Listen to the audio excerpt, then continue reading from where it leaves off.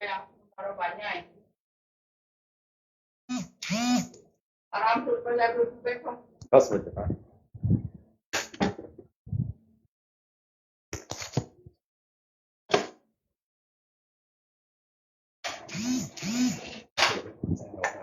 पड़ी है, 2-2 कुर्सियां पड़ी हैं। हाँ, चलिए।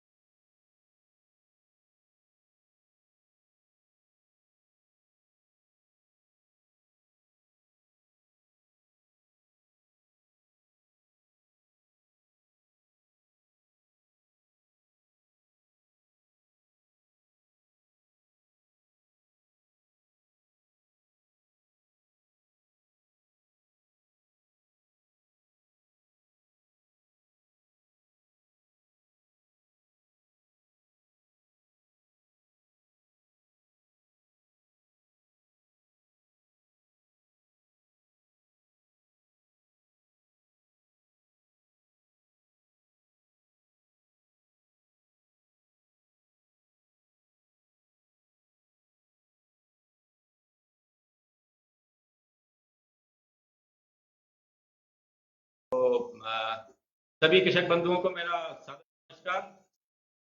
और आप जुड़े रहें, बारिश हो रही है तो कहीं जाने का है नहीं, अभी काम की छुट्टी है, संडे का दिन है, तो आप एंजॉय करें। और हमारी दीदी को कुछ ही क्षणों में आपके बीच आ रही हैं, कुछ शायद दीदी के बारे में बताना चाह रहे थे। यही है कि आज डॉक्टर आशा उपवंशी थ्रू आउट टॉपर रही हैं। वो चाहे जीवन की शिक्षा का कोई भी मकाम हो, कोई भी पायदान हो, उस पर उन्होंने काफी अच्छे से तैयारी करके किया है। एक विद्यार्थी के रूप में भी, एक महिला के रूप में, विवाह के पश्चात भी उन्होंने लगातार बहुत अच्छा परफॉर्म किया है और थ्रू आउट टॉपर रही, गोल्ड मेडलिस्ट रही है। पीएचडी में उन्होंने गोल्ड मेडलिस्ट किया है, टॉपर किया है। तो इस तरह एक बहुत सुशिक्षित, आज के प्रति भी, आम लोगों के प्रति भी, जीवन के हर क्षेत्र में उन्होंने बहुत अच्छा परफॉर्मेंस दिया है, काम किया है। तो वो हमारे बीच में, हम लोगों को उनसे कुछ अनुकरण भी करना चाहिए, कुछ सीखना भी चाहिए, ताकि हम लोग जीवन में अपने आगे बढ़ पाए। जी, कृषि के क्षेत्र में चूंकि ऐसा अछूता क्षेत्र माना जाता है जिसमें महिलाएं बहुत कम आती हैं, बहुत अच्छा काम किया जी। और उनके द्वारा मतलब काफी प्रयास किए जा रहे हैं, जैसे देख रहे हैं फेसबुक पे और व्हाट्सएप पे और सभी पे उनके काफी जानकारी प्रद अपना जो, जिसमें कृषि से जुड़ी जानकारी, तो काफी अच्छा मनोरंजक कार्यक्रम रहेगा और एक ज्ञानवर्धक कार्यक्रम रहेगा, जिसके अंदर एक बड़ा जो हमारा समाज है, कृषि प्रधान समाज, उस हेतु शायद ये सामयिक भी है और मतलब बहुत ही महत्वपूर्ण भी हो जाता है। यही कारण रहा कि हमें इसको थोड़ा सा प्रसारित करना पड़ा और हमने इसको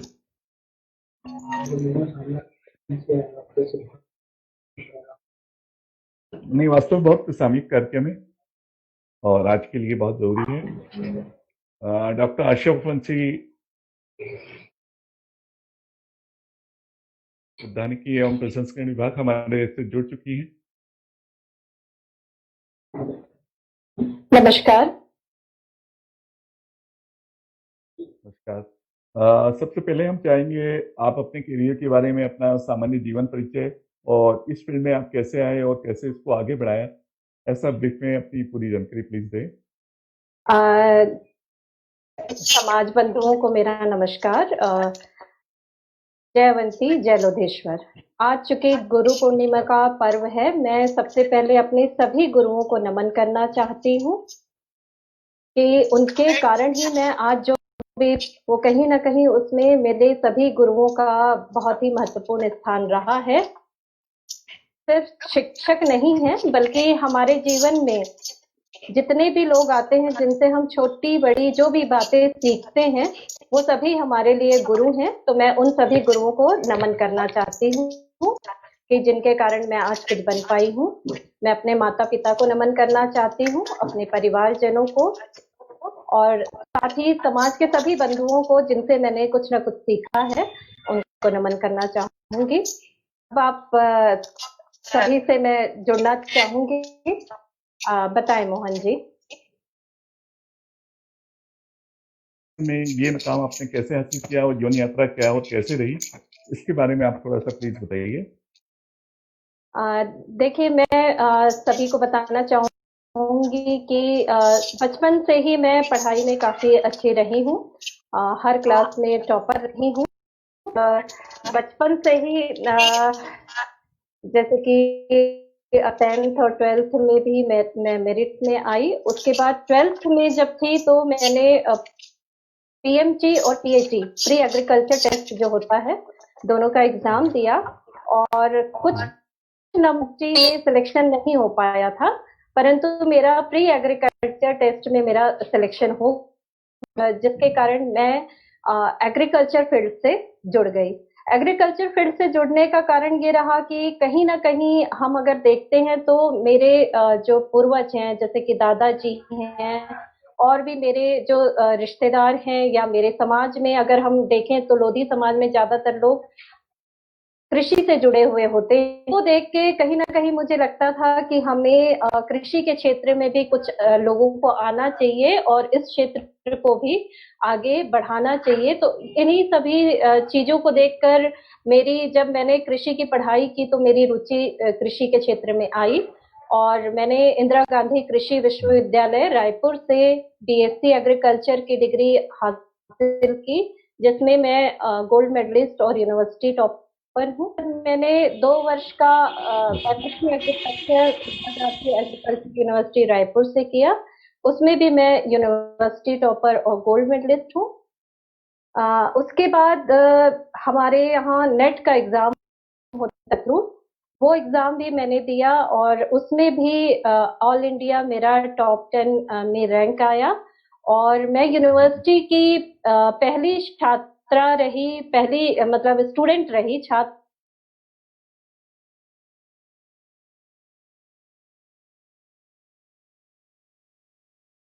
के लिए मेरा उसमें सिलेक्शन इंटरव्यू के लिए हुआ था और डेफिनेटली उसमें नहीं हो पाया।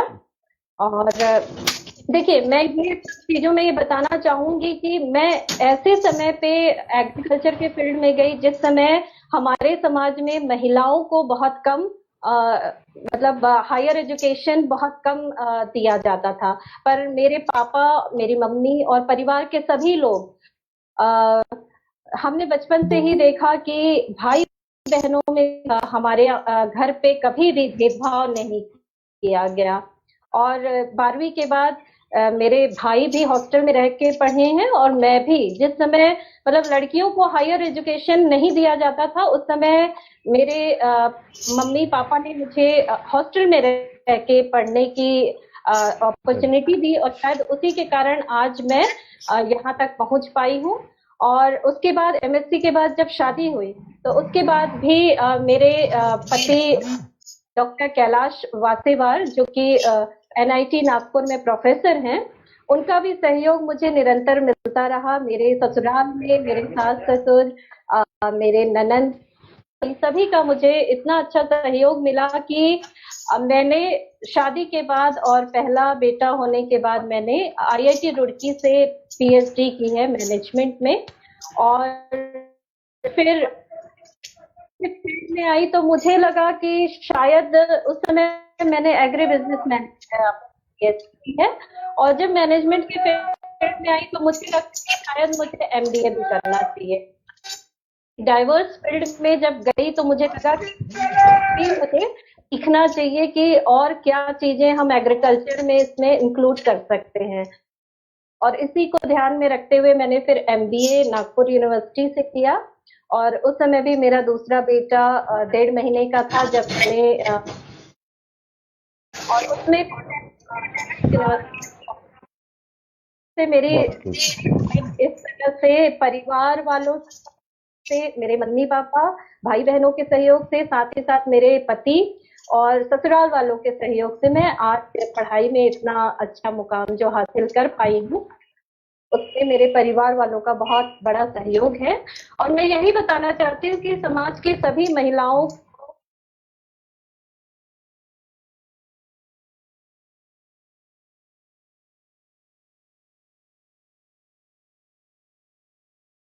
सभी बहुत अच्छे फील्ड में पहुंच सकते हैं। बहुत धन्यवाद। जी, मैं थोड़ा टोकना चाहूंगा। जी दीदी, अगर आप अपना कैमरा घुमा लें, जी 90 डिग्री से घुमा लें। ओके जी हाँ, जी जी जी बिल्कुल। 1 मिनट। जी बस, परफेक्ट है, परफेक्ट है। ओके, एक मिनट।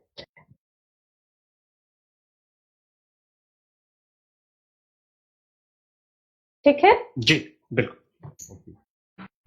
Thank you.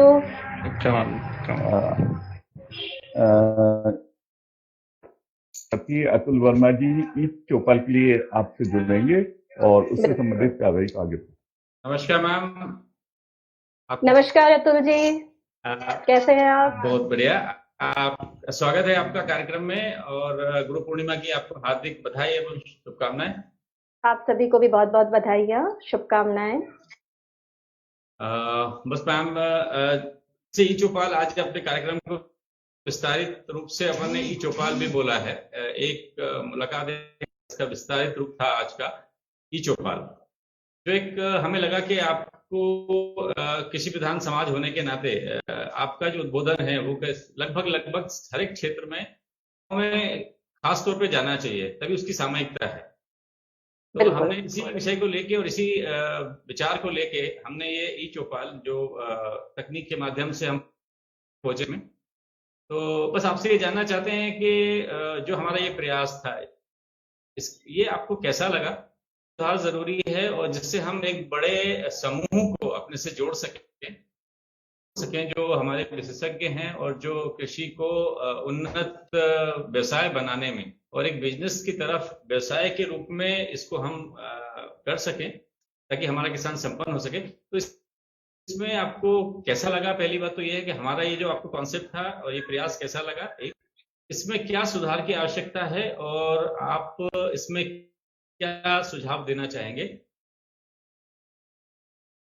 आपने पहल की है जागो लोधी समाज ने, और बहुत ही बढ़िया। देखिए, जैसे कि अन्य समाजों की अगर हम बात करें तो कोई ना कोई चीज विरासत में मिलती है। जैसे कुछ समाज को शिक्षा विरासत में मिली है, किसी को व्यवसाय विरासत में मिला है, वैसे ही लोधी समाज को कृषि हुआ है। तो हम देखेंगे तो हमारा समाज कृषि प्रधान समाज है और हमारे समाज के 90% से ज्यादा लोग अभी भी कृषि पे आधारित। अगर हम कृषि को बढ़ाने के लिए इतनी अच्छी अगर एक्टिविटी कर रहे हैं तो बहुत ही अच्छी बात है। और ई चौपाल जो आपने एक नवाचार की तरह रखा हुआ है कि देखिए ऑन सोशल मीडिया पे आकर बात करूं कृषि की, और हमारे किसान भाइयों तक ही अगर ये बात नहीं पहुंचे तो इसका कोई उद्देश्य पूरा नहीं होगा। तो एक बहुत अच्छी शुरुआत आपने ई चौपाल के रूप में की है कि आज हम यहाँ जो भी चर्चा कर रहे हैं वो हमारे किसान भाइयों तक पहुंच रही है, और साथ ही साथ हम ये तो एक बहुत अच्छी पहल है। और इस तरह की पहल आगे भी होती रहनी चाहिए, जिससे कि समाज में जितने भी कृषि विशेषज्ञ हैं, हमने इसके लिए भी अखिल भारतीय लोधी महासभा की तरफ से हमने प्रयास किया है कि सारे कृषि विशेषज्ञों को जोड़कर हम एक प्लेटफॉर्म क्रिएट करें, जिसके माध्यम से हम अलग अलग, देखिए कृषि में भी बहुत सारी विशेषज्ञताएं होती हैं, तो हम अलग अलग फील्ड के विशेषज्ञ को लेकर पहुंचे और उनकी समस्याओं को निराकरण करें। साथ ही जो भी तकनीक हम उन तक पहुंचा सके तो उसको भी हम प्रयास कर रहे हैं कि एक अच्छे प्लेटफॉर्म के रूप में हम क्रिएट करें। और इसमें जागो लोधी समाज का भी हमें बहुत बड़ा सहयोग मिल रहा है और आगे भी मिलेगा, मैं विश्वास रखती हूँ। मैम, धन्यवाद। आपके ये प्रोत्साहन रूपी शब्द जो है ये हमें प्रेरित करेंगे कि और अच्छा कार्य करें। बिल्कुल। अब आपसे मैं अनुरोध करूंगा कि जो हमारे ग्राउंड पे जो लोग सब मॉडरेटर काम कर रहे हैं और जो कृषक बंधु आपसे जुड़े हुए हैं, सीधा संवाद करें उनसे, उनको एक जो भी आप अपना एक संदेश देना चाहें। हमारे जो ग्राउंड सपोर्टर्स हैं, जो हमारी ताकत है, हमारे सब मॉडरेटर, उनके लिए आप, क्योंकि उनको वही काम करना है और आपके साथ ही काम करना है भविष्य में, तो उनको आप किसान बंधुओं से सीधे संबोधित करते हुए एक संदेश दें कि उनको आप क्या कहना चाहते हैं ई चौपाल के बारे में, और ई चौपाल से वो किस तरह के फायदे उठा सको। एक पता चलेगा कि कैसे ई चौपाल से जुड़ना कैसे है, उसमें उनके सवाल किस तरह के हों, उनके विषय क्या हों, और किस तरह से उनको चौपाल को अटेंड करना है। एक्चुअली आप लोग काफी अभ्यस्त हैं इन चीजों को करने में, तो हम लोगों से जो छूट गया है, तो आप किसानों के लिए कोई संदेश करें, हमारे सब मॉडरेटर और हमारे कृषक बंधुओं को। बिल्कुल, मैं स्वागत करूंगी सभी ई चौपाल में जो भी हमारे वॉलेंटियर्स हैं उनका, और मैं चाहूंगी कि वो सभी ई चौपाल से मुझे रूबरू कराएं और वहां पे जो भी हमारे समाज बंधु बैठे हैं उनसे बात कराएं। मैम, काफी सवाल यहाँ से मेरे को आ रहे हैं ई चौपाल के माध्यम से। मैं डायरेक्ट मैसेज दे दूं उन्हें? जी। देखिए, नमस्कार सभी समाज के जो भी किसान बंधु ई चौपाल के माध्यम से जुड़े हुए हैं।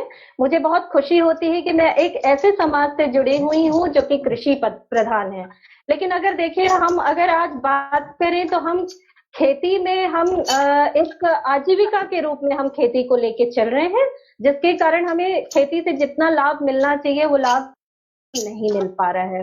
कि खेती को हम सिर्फ आजीविका के रूप में नहीं, बल्कि उसको हम आगे चल के एक उद्यम के रूप में, एक व्यवसाय के रूप में लेके चलें। और अखिल भारतीय लोधी महासभा और जागो लोधी समाज इसी को उद्देश्य को लेके आगे काम कर रहा है। आपको अगर एक व्यवसाय के रूप में खेती को देखना है तो व्यवसाय में इन्वेस्टमेंट भी करना पड़ता है और रिस्क भी लेना पड़ता है, तभी जाकर हमें रिटर्न प्राप्त होता है। तो उसी तरह हमें खेती में भी पैसा भी लगाना पड़ेगा, साथ ही साथ हमें रिस्क भी लेना पड़ेगा। मतलब ये है कि सभी लोग जो कर रहे हैं सिर्फ हम वही खेती करें तो हम लाभ नहीं ले सकते। तो इसके लिए हम पास का जो भी हमारे पास संसाधन है, उन संसाधनों का, रिसोर्सेज का अच्छे से उपयोग करके हम और बाजार को ध्यान में रखते हुए किस तरह की और फसलें उगाएं और उद्देश्य उगा कर खेती से लाभ नहीं कमा सकते हैं। हमें मार्केटिंग पे भी ध्यान देना पड़ेगा, तभी हम खेती से लाभ कमा सकते हैं। अखिल भारतीय लोधी महासभा में हम ध्यान में रखते हुए हमने आगे चल के हम अपने समाज के जो भी किसान भाई हैं उनको मार्केटिंग प्लेटफॉर्म देते हैं। इसके लिए हम फार्मर प्रोड्यूसर ऑर्गेनाइजेशन, किसानों की जो कंपनी होती है, हम लोग अभी जैसे 50 से 100 किसानों को इकट्ठा करके और संगठित करके उनकी कंपनियां फॉर्म करने के लिए हम लोग प्रयास कर रहे हैं। इसके लिए हमारा यूपी में आगरा, एटा में हमारे प्रयास चालू हो चुके हैं। हम लोग मध्य प्रदेश में शिव प्रयास कर रहे हैं। और भी आप लोग अभी जहां भी चौपाल में बैठे हुए हैं, अगर आप भी चाहते हैं कि आप तरह से एफपीओ के माध्यम से मार्केटिंग करें, इनपुट सपोर्ट आप सके, तो हम इसमें भी आपको सहयोग करेंगे। साथ ही साथ देखिए, सिर्फ हम बल्कि देखिए किसानों के घर में जो बच्चे हैं उनको भी चाहते हैं कि खेती के साथ साथ हम मल्टीपल मार्केटिंग प्लेटफॉर्म अवेलेबल कराएं, ताकि जो भी कृषि का उत्पाद निकल रहा है उसके साथ ही साथ हम उसकी प्राइमरी प्रोसेसिंग कर सकें और उन प्रोसेस उत्पाद को भी हम एक ब्रांड नेम के माध्यम से, एक लोधी अलग ब्रांड नेम निकालकर हम उसको के लिए भी हम लोग प्रयास कर रहे हैं। तो हम चाहेंगे सभी आप लोगों को गर्व होना चाहिए। देखिए, हम अगर बात करें, हमें इंजीनियर की जरूरत हमें जीवन में एक बार होती है जब हम घर बनाते हैं। डॉक्टर की जरूरत हमें साल में 2 से 3 बार होते हैं। लेकिन आप सब बताइए कि किसान की जरूरत हमें कितने कब होती है और कितनी बार होती है। तो आप देखेंगे कि किसान की अपने प्रतिदिन कम से कम 3 बार तो खाना खाते हैं, क्योंकि अगर किसान भाई अनाज उगाना बंद कर दें तो शायद हम भूखे मर जाएंगे। तो इसलिए हमें गर्व होना चाहिए कि हम अन्नदाता हैं और हम दूसरों का पेट भर रहे हैं। तो जिस दिन किसान गर्व करना चालू कर देगा, उस दिन देखिएगा कि खेती से अपने आप उन्हें लाभ मिलना चालू हो जाएगा। तो आप गर्व करिए कि आप किसान हैं। मैम, एक मुहूर्त प्रश्न जो है, हमारी चौपाल का पहला प्रश्न चौपाल से जो आ रहा है मेरे पास में, संदीप राज जी जुड़े हुए मेरे साथ। संदीप जी, आप अपना प्रश्न रखें। संदीप जी, आपको आवाज? नमस्कार संदीप। हाँ, आ रही है आवाज। बताइए संदीप जी, आप कहाँ से बोल रहे हैं? हाँ जी, मैं सबसे पहले अपना परिचय देना चाहूंगा। बिल्कुल। मैं संदीप राजपूत ललितपुर उत्तर प्रदेश से बात कर रहा हूँ। बताइए। एज ए प्रोफेशनल तो मैं एक मेडिकल फील्ड में हूँ, बट जैसा कि हमारे जो रिश्तेदार हैं या पूर्वज हैं सभी कृषि कार्य से जुड़े हुए हैं, तो मेरी भी एक अंदर से फीलिंग आती है कि मैं भी कुछ ऐसा करूं अपने समाज के लिए, अपने परिवार के लिए कर सकूं इस फील्ड में। संदीप जी कितने कितने लोग जुड़े हैं आपके साथ चौपाल में आज? अजी अभी तो मेरे साथ 4-5 लोग हैं जी। बारिश हो रही है? बारिश हो रही है वहाँ? नहीं, बारिश नहीं हो रही है। हाँ, अभी हो रही है यहाँ पर। अच्छा, ठीक है, बढ़िया है, बढ़िया है। आप मैम से प्रश्न करें। हाँ जी, हाँ जी। तो मैम, मैं वर्मी कंपोस्ट जो होता है उसके बारे में आपसे जानना चाहूंगा कि उसका क्या स्कोप है और उसको एज ए बिजनेस हम कैसे डेवलप कर सकते हैं और उससे क्या इनकम कर सकते हैं, कैसे कर सकते हैं, कांटेक्ट करना होगा, और जो सरकारी एजेंसीज हैं जो हमें ऑर्डर देती हैं, या मतलब जो भी इसके बारे में है वो प्लीज आप मुझे बताएं। संदीप जी, पहले तो आपको बहुत बहुत बधाई हो। और लेकिन मैं यहाँ और भी ई चौपाल के माध्यम से जितने लोग जुड़े हैं या ऑनलाइन जितने भी लोग जुड़े हैं, मैं सबको ये बताना चाहूंगी कि देखिए, खेती पार्ट टाइम जॉब नहीं होता है। मतलब इस बात को आप सभी बहुत अच्छे से ध्यान में रखें कि अगर आप खेती से लाभ कमाना चाहते हैं तो सिर्फ आप पार्ट टाइम खेती करके सोचेंगे कि बहुत अच्छा लाभ कमा सकते हैं तो है। इसके लिए आपको फुल टाइम खेती करना पड़ेगा और परंपरागत नहीं, उसके साथ साथ हमें आधुनिक रूप से भी खेती करना पड़ेगा। आपने जो सवाल किया है बहुत अच्छा सवाल है कि वर्मी कंपोस्टिंग के बारे में, तो मैं सभी को इसका हिंदी में केचुआ खाद आप सभी ने सुना होगा। तो आजकल अगर हम बात करें तो जैविक खेती की बहुत अच्छी संभावनाएं हैं, बहुत अच्छी बातें भी हो रही हैं, और स्वास्थ्य को ध्यान हम आगे का समय देखते हैं तो आगे का जो समय है वो जैविक है। यानी कि अगर हम आगे आज जिस भी किसान ने जैविक खेती को अपना लिया तो आगे चल के उसको अवश्य लाभ मिलेगा। और जैविक खेती का ही एक कंपोनेंट है वर्मी कंपोस्टिंग, जिसको कि बोलते हैं केचुआ खाद, केचुए से खाद बनाना। और इसके लिए सरकारी योजना पिट बनते हैं और 4 पिट बनते हैं, जिसमें हम जो भी हमारे यहाँ कचरा होता है, गोबर होता है, खेतों में निकलता है, हरे पत्ते निकलते हैं, वो सारी चीजें डालते हैं और उसमें केचुआ डाल दिया जाता है, जिसके माध्यम से 1.5 से 2 महीने में बहुत ही अच्छी चाय पत्ती की तरह खाद बन जाती है। और इसका जो पोषक मान होता है वो गोबर की खाद से बहुत ही ज्यादा होता है। बहुत ही अच्छी प्रोसेस है, इसको आप चाहें तो ऐसे भी कर सकते हैं, बिना पिट बनाए भी आप जमीन में पॉलिथीन शीट बिछाकर कर सकते हैं। हमारे बालाघाट के एक हमारे ही समाज बंधु हैं, दमाशा वर्मी कंपोस्टिंग पे बहुत अच्छा काम कर रहे हैं। व्यावसायिक रूप से वो वर्मी कंपोस्ट बना रहे हैं और उसका मार्केटिंग कर रहे हैं, तो बहुत अच्छी बात है। और इसके लिए सरकार की तरफ से योजनाएं हैं, MIDH योजना जो होती है उद्यानिकी विभाग की, उसके अंतर्गत इसमें 50,000 रुपए एक किसान को सब्सिडी पिट बनाने के लिए। तो आप इसके लिए भी यूपी में अगर एग्रीकल्चर और हॉर्टिकल्चर विभाग एक ही है तो आप वहां जाके संपर्क कर सकते हैं, या अगर आपका हॉर्टिकल्चर विभाग अलग है तो आप वहां जाकर हमको बिल्कुल इसमें सब्सिडी भी मिलेगी और खुद से भी आप इसको कर सकते हैं। आशा करता हूं कि संदीप जी आपको अपने प्रश्न का संतोषजनक उत्तर और आप संतुष्ट होंगे, और जो दिशा निर्देश दीदी ने दिए हैं आप वो उसको फॉलो करें और आप अपना व्यवसाय करें। बढ़िया। आगे हमारे साथ जुड़े हुए हैं हमारे मॉडरेटर भी हैं पुष्पेंद्र जी। पुष्पेंद्र जी कुछ प्रश्न करना चाहते हैं आपकी चौपाल से?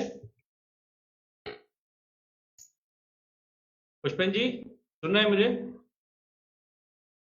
जी शायद नहीं है ऑनलाइन। पुष्पेंद्र जी चलिए, शायद वो नहीं है। बाकी अभी मोहन जी का समय है।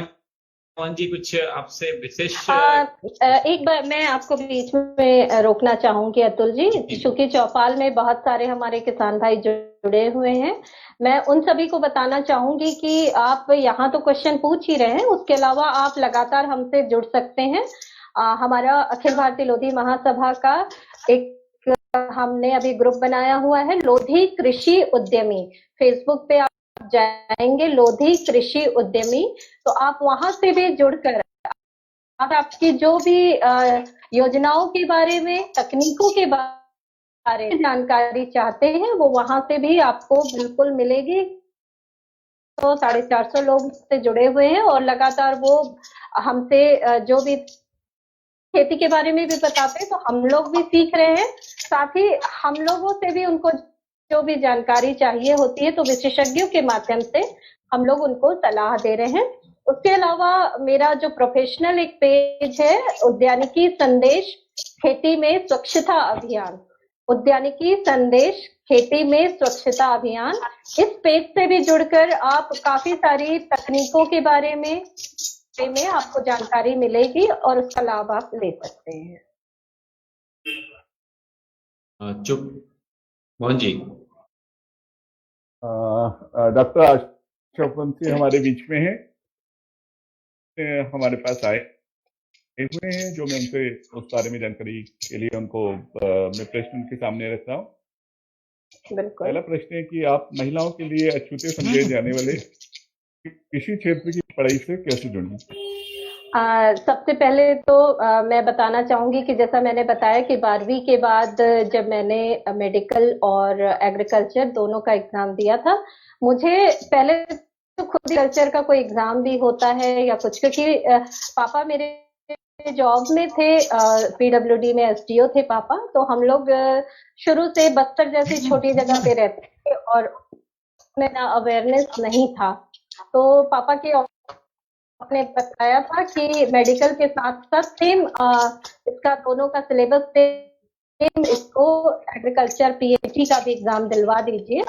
और अनफॉर्चुनेटली या कहूँ फॉर्चुनेटली, मैं तो कहूंगी कि फॉर्चुनेटली पीएमसी में मेरा नहीं हो पाया, क्योंकि शायद तो बहुत बुरी डॉक्टर बनती, क्योंकि मुझे खुद इंजेक्शन से डर लगता है, तो मैं पता नहीं तो शायद यही फील्ड मेरे लिए लिखा हुआ था। तो मेरा फॉर्चुनेटली मेरा पीएचडी में सिलेक्शन हो गया और मैं कृषि के पढ़ाई से जुड़ गई। और इसमें रुचि की अगर बात करें तो मैंने बताया कि मेरे दादाजी शुरू से, मतलब हमारे परिवार में दादाजी के टाइम पे खेती होती रही है, पापा लोग तो जॉब में थे बट दादाजी के टाइम पे खेती होती रही है। तो की छुट्टियों में जब जाते थे तो हम लोग देखते थे, खेतों पे जाते थे तो बहुत अच्छा लगता था और एक गर्व होता था कि मतलब एक दाने से 1000 दाने उगाकर दूसरों का पेट कैसे भरा जाता है। तो किसान को देख के बहुत मतलब एक गर्व की फीलिंग होती थी। साथ ही साथ बहुत सारी समस्याएं दिखती थी कि कृषि के क्षेत्र में बहुत समस्याएं हैं, बहुत कम लोग इस फील्ड में आ रहे हैं। तो इसी को देखते हुए एक रुचि, जब मैं इस फील्ड में गई तो मुझे बहुत अच्छा लगा कि मैं किसानों से डायरेक्ट जुड़ के इनको बहुत अच्छा सहयोग कर सकती हूँ। और बहुत सही बोला कि एक अछूता फील्ड है, था उस समय तो अछूता ही था लड़कियों के लिए, क्योंकि हमारे ही यूनिवर्सिटी में हमारा ही बैच था जिसमें 9 लड़कियां थी, बाकी सारे बैच में किसी बैच में एक भी लड़कियां नहीं थी या किसी में 1 या 2 ही लड़कियां थी। बहुत ही अच्छा एक्सपीरियंस रहा। और मैं तो सभी को यही बताना चाहती हूँ कि फील्ड छोटा या बड़ा नहीं होता है, बस जरूरत होती है कि आपकी उस फील्ड में रुचि होनी चाहिए और आप अपना सर्वश्रेष्ठ दें। सर्वश्रेष्ठ देंगे तो आप किसी भी फील्ड में अपनी पहचान बना सकते हैं। तो मैं समाज के सभी युवाओं को ये संदेश देना चाहती हूँ कि देखिए, भटका नहीं होता, आप किसी की देखा देखी कोई फील्ड को अपना करियर ना चुने, बल्कि अपनी रुचि के अनुसार अपना करियर का चुनाव करें। तो अगला प्रश्न है मेरा कि हमारे समाज में लड़कियों को या तो डॉक्टर, टीचर या आईआईटी में जाना पसंद करती हैं। आपने आईआईटी रुड़की जैसे उच्च संस्थान से शिक्षा लेने के बाद एक करियर के रूप में चुना है। और इसके साथ ही एक और प्रश्न की उद्यानिकी विभाग की पहली महिला जिला अधिकारी बनने के संदर्भ में अपना अनुभव। देखिए, मैंने आईआईटी रुड़की से जब पीएचडी की, उसके बाद मैंने पीएचडी के माध्यम से मैं और असिस्टेंट डायरेक्टर के रूप में मेरा सिलेक्शन हुआ। और मैं उद्यानिकी विभाग की मतलब मुझे भी गर्व होता है कि मैं उद्यानिकी विभाग मध्य प्रदेश की पहली महिला जिलाधिकारी हूँ। तो करियर के रूप में वही चुनने का कारण यही था कि मैंने इससे पहले IIM लखनऊ में एग्री बिजनेस मैनेजमेंट के लिए फैकल्टी के लिए मैंने इंटरव्यू दिया था। इसके अलावा तो के लिए, पर कहीं ना कहीं मुझे लगता है कि अगर किसानों को डायरेक्ट करनी है तो हमें कहीं ना कहीं प्रशासन में जाना होगा। अच्छे लोग जब तक प्रशासन में नहीं जाएंगे तब तक किसानों का बहुत अच्छा सहयोग या उनको बहुत अच्छा बेनिफिट नहीं पहुंचाया जा सकता है। और इसी बात को ध्यान में रखते हुए मैंने करियर के रूप में एग्रीकल्चर को चुना। पहली महिला जिलाधिकारी के रूप में बहुत सारे चैलेंजेस आए। देखिए, पहला होना ही अपने आप में बहुत बड़ा चैलेंज होता है, और उसके अलावा एक ऐसे फील्ड में जो पुरुष प्रधान था, वहां आप जब पहली महिला होते हैं तो आपको बहुत बड़े बड़े चैलेंजेस आते हैं। पर मैंने जीवन में हमेशा ये बात को ध्यान में रखा है कि कितने भी आए उनको हमें एक अपॉर्चुनिटी में बदल देना चाहिए, यानी एक अवसर के रूप में बदल देना चाहिए। और वही कि अपने शिक्षा में भी मैंने एग्रीकल्चर को जो एक चैलेंज के रूप में मिला था उसको भी मैंने बदल दिया। तो एक अवसर के रूप में बदलकर मैंने आज अपनी एक नई पहचान बनाई है अपने करियर में भी। बहुत बहुत खूब। इस सफर में परिवार का कैसा और क्या सहयोग रहा आपको?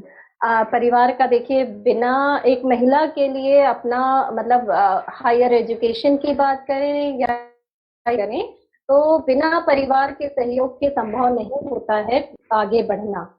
जैसा कि बचपन से ही मम्मी पापा भाई बहन सहयोग मिला, जिसके कारण मुझे हायर एजुकेशन में इतना अच्छा मौका मिला। मेरे पति का बहुत ही कोऑपरेटिव है मेरे पति, डॉक्टर कैलाश वासुदेव, जो कि प्रोफेसर हैं केमिकल इंजीनियरिंग में, और उनका सहयोग बहुत अच्छा। मैं शादी के बाद, बच्चे होने के बाद मैंने पढ़ाई की है, तो बिना मेरे पति के सहयोग या बिना मेरे ससुराल वालों के सहयोग हो सकती थी।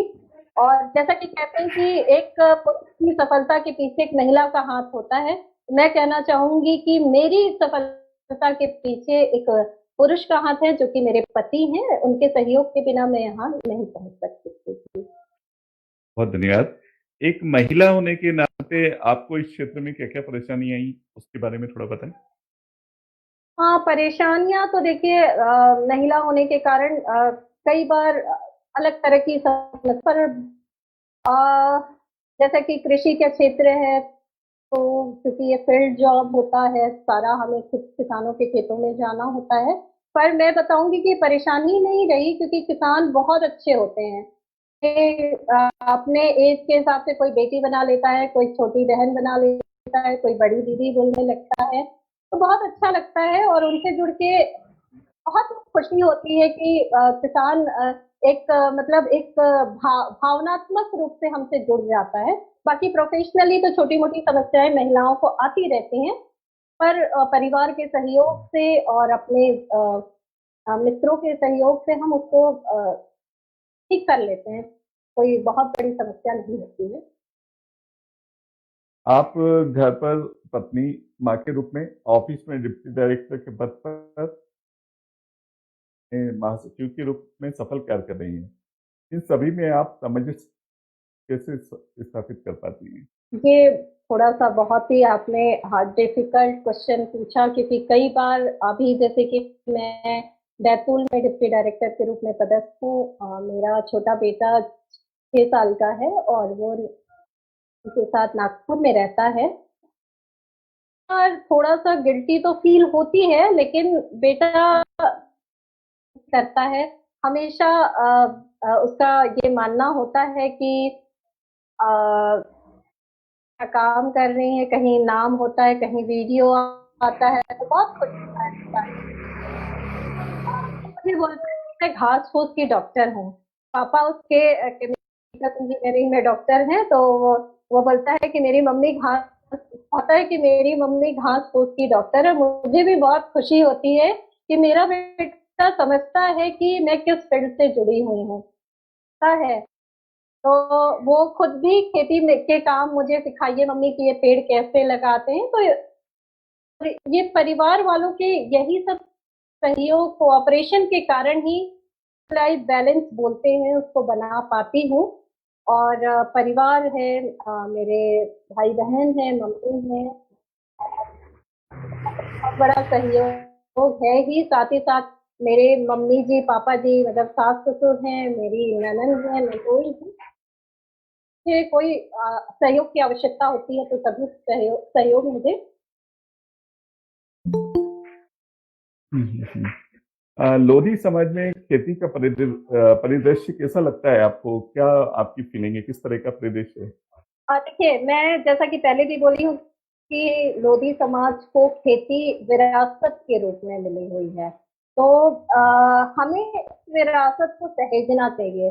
अगर हम आज के परिदृश्य की बात करें तो का रकबा कम होता जा रहा है, यानी कि अगर किसी के पास पहले दादा परदादा के टाइम पे 100 एकड़ जमीन थी, कटते वो जमीन 5-6 एकड़ पे आ गई है।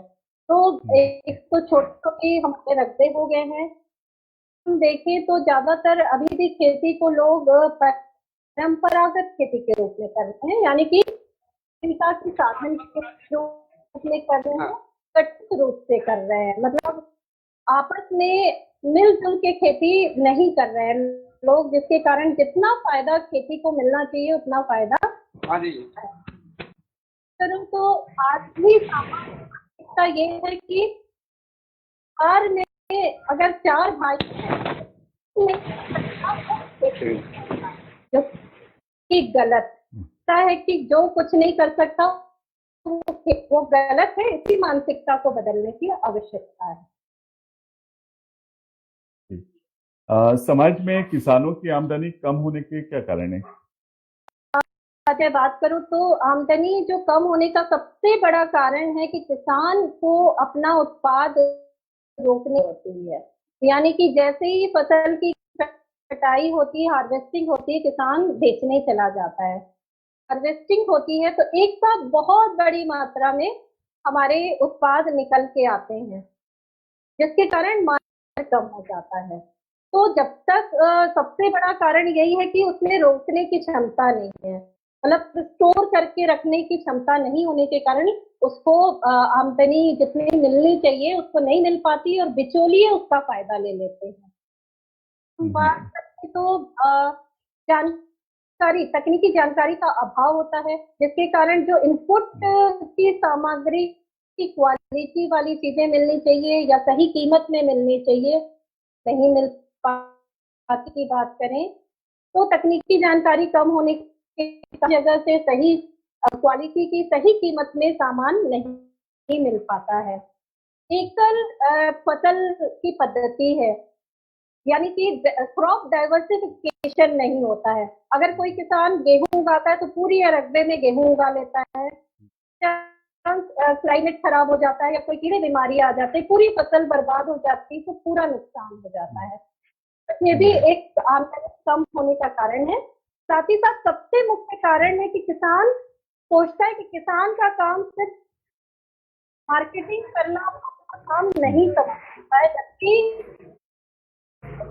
के साथ साथ मार्केटिंग भी करना आना चाहिए, तभी उत्पाद का सही कीमत मिल पाएगी। नहीं कमाया जा सकता। खास तौर पे इस परिदृश्य को लोधी समाज के परिप्रेक्ष्य में आप कैसे बदलेंगे? देखिए, मैंने जैसा कि बताया कि किसान की उन्नति किसान के ही मतलब कोई और बहुत हम सहयोग कर सकते हैं, खुद से मन में नहीं लाएगा तब तक वो आगे नहीं बढ़ सकता, क्योंकि बैसाखी के सहारे तो सबसे पहले तो वर्क होना किसान है, अन्नदाता है, साथ ही उसको आजीविका के साधन के रूप में खेती को ना लेते हुए पार्ट टाइम खेती करने से लाभ नहीं मिलेगा करे और इसको एक उद्यम के रूप में एंटरप्रेन्योरशिप के रूप में ले और इसके लिए उसको पड़ेगा, रिस्क लेना पड़ेगा और उसी के माध्यम से ये आगे चल के आएगा। और इसके लिए अखिल भारतीय लोधी महासभा का जो कृषि विंग है, बहुत सारे विशेषज्ञों को जोड़कर कर रहे हैं हम, और जितने भी किसान भाई जुड़ेंगे बिल्कुल निश्चित में आगे चलकर हम फायदा। तो एक विकसित किया गया किसानों की सुनिश्चित आय और नियमित आय के लिए बैतूल मॉडल कृषि भूषण भी मिला है, उसके बारे में कुछ बताइए। हमने किसानों की अभी आप किसानों की doubling of income of farmer की बात चल रही है, किसानों की आय दुगनी करने की बात चल रही है। इसी को ध्यान में रखते हुए हमने आय का, सुनिश्चित आय का और नियमित आय का बैतूल मॉडल हमने दिया था। कंपोनेंट है, मैं बहुत शॉर्ट में, क्योंकि अगर हम देखेंगे तो एक पूरा सेक्शन लग जाएगा इस पे बात करने के लिए, पर मैं मुख्य बातें आपको बताना चाहूंगी। बात होती है कि किसी की देखा देखी हम कोई काजू की खेती कर रहा है तो हम भी खेती करें, ऐसा नहीं होता है। जगह पे रहते हैं, वहाँ की जलवायु, वहाँ की मिट्टी, हमारे जो संसाधन हैं, उसको ध्यान में रखते हुए हमें अपनी फसल का चुनाव करना चाहिए सबसे पहले।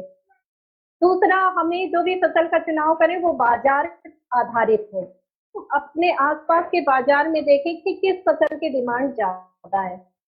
क्योंकि बैतूल में अगर साउथ से कोई चीज आ रही है और हम यहाँ उगा सकते हैं उस चीज को, हम क्यों नहीं लोकल में उगाकर ट्रांसपोर्टेशन कॉस्ट को कम करें और यहाँ पे उस मार्केट को टैप करें। तो एक तो बाजार को हमें ध्यान में रखना पड़ेगा।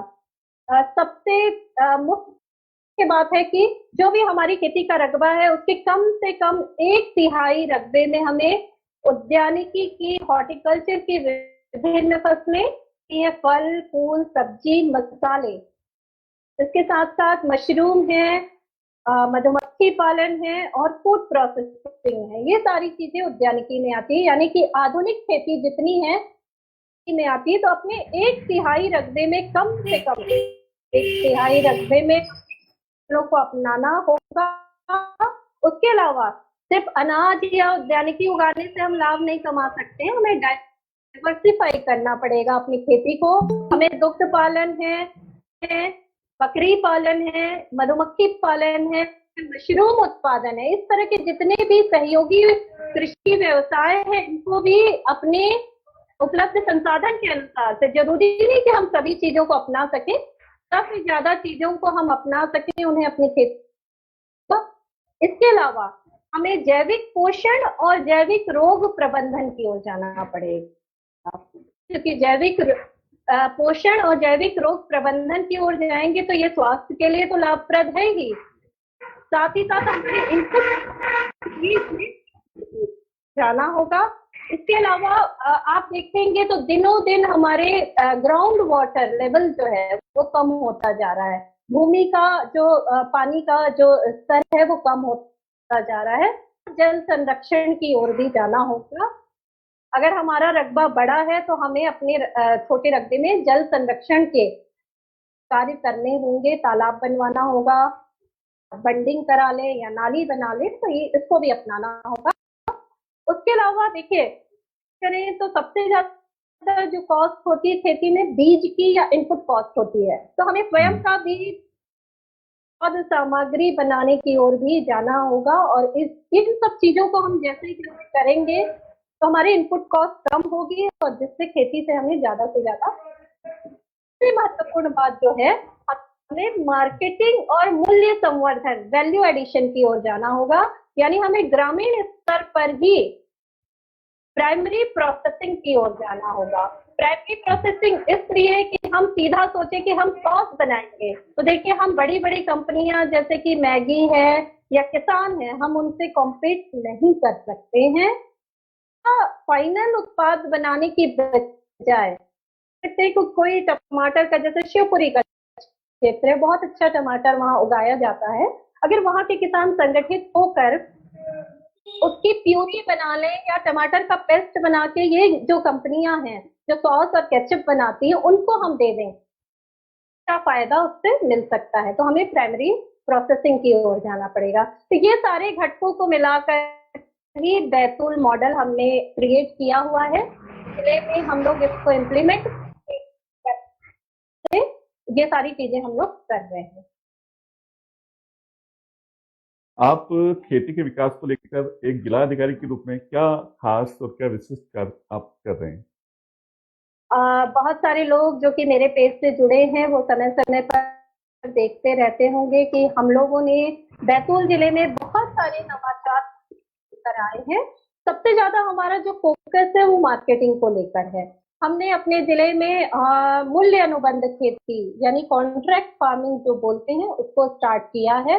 मुनगा पत्ती, मोरिंगा, मुनगा सुजनाफली, सुजनाफली। सुजनाफली बहुत ही न्यूट्रिशियस डायनामाइट होता है वो, मतलब उसमें 96 टाइप के न्यूट्रिशन होते हैं। तो उसी को ध्यान में रखते हुए हमने उनकी पत्तियों की खेती कंपनी के माध्यम से कराई है, जिसमें कंपनी पूरा ऑर्गेनिक खेती हो रही है और कंपनी और वो पत्तियां कंपनी खरीद कर ड्राई करके किसानों से उसको हरी पत्तियां 6 रुपए किलो की दर से खरीद रही है और उनको ड्राई करके एक्सपोर्ट कर रही है। हमने क्या है, आईटीसी के माध्यम से हमने आलू का कॉन्ट्रैक्ट फार्मिंग कराया। लगभग 50 लाख रुपए के किसानों को आय हुई उससे। सिर्फ 2 महीने और 3 महीने में काफी अच्छा उत्पादन, एक एकड़ से लगभग रुपए का प्रॉफिट कमाया। तो बहुत अच्छा एक वो किया। उसके अलावा आप सभी को पता होगा कि बैतूल पहला जिला है जो कि मध्य प्रदेश में काजू की खेती, व्यावसायिक खेती अगर हम बोले, क्योंकि व्यावसायिक खेती हमने बैतूल से प्रारंभ की, जो कि अब मुझे बहुत खुशी होती है कि मध्य प्रदेश के 6 जिलों में पहुंच गई है। और इसका श्रेय कहीं ना कहीं मेरे पूरी टीम को जाता है बैतूल की, मध्य प्रदेश में काजू को लाया। उसके अलावा हम लोग आम की जो प्रोसेसिंग वैरायटी है ने चालू किया अपने यहाँ, और कोका कोला से आगे चल के उसका कॉन्ट्रैक्ट होना है किसानों से। और इसकी भी खेती 3 जिलों में रेप्लिकेट हो गई है, हमारे यहाँ हरदा, होशंगाबाद और बैतूल जिले में रहा है। मतलब हम लोग एक जिला अधिकारी के रूप में मैं जो काम कर रही हूँ, मोस्टली मेरा फोकस किसानों को एक सुनिश्चित, किसान उगाना तो जानता है लेकिन उसको तो हमारा प्रयास यही है कि हम किसान को एक मार्केट, उसको बेचने से पहले ही ये पता हो कि उसका उत्पाद किस कीमत में बिकेगा, तो कर रहे हैं। और इसी प्रयास में बहुत सारी चीजें हैं हमारे यहाँ। संरक्षित खेती के क्लस्टर बने हुए 25 एकड़ में शेडनेट बनाकर किसान बहुत अच्छी खेती करके दूर तक पत्तियां भेज रहे हैं। प्राइमरी प्रोसेसिंग यूनिट लगाए जा रहे हैं। तो इस तरह के छोटे छोटे प्रयास मैं एक जिलाधिकारी के रूप में अपने जिले में कर रही हूँ। जी, मेरा अगला प्रश्न है, अखिल भारतीय लोधी महासभा की राष्ट्रीय महासचिव के रूप में के लिए आपकी कोई स्ट्रेटेजी, कोई रणनीति, कार्य योजना क्या है? बहुत अच्छा सवाल है। जैसा कि मैंने अभी आप लोगों को बताया कि एक जिलाधिकारी के रूप में मैं क्या कर रही हूँ। तो देखिए, जिलाधिकारी के रूप में मैं सिर्फ समाज को लाभ नहीं दिला सकती, लेकिन मेरे पास जो भी तकनीकी नॉलेज है, मैं उसको चाहती हूँ कि वही मॉडल जो बैतूल मॉडल है उसको हम समाज में रेप्लिकेट करें। और उसके लिए अभी हमने प्रयास चालू कर दिया है।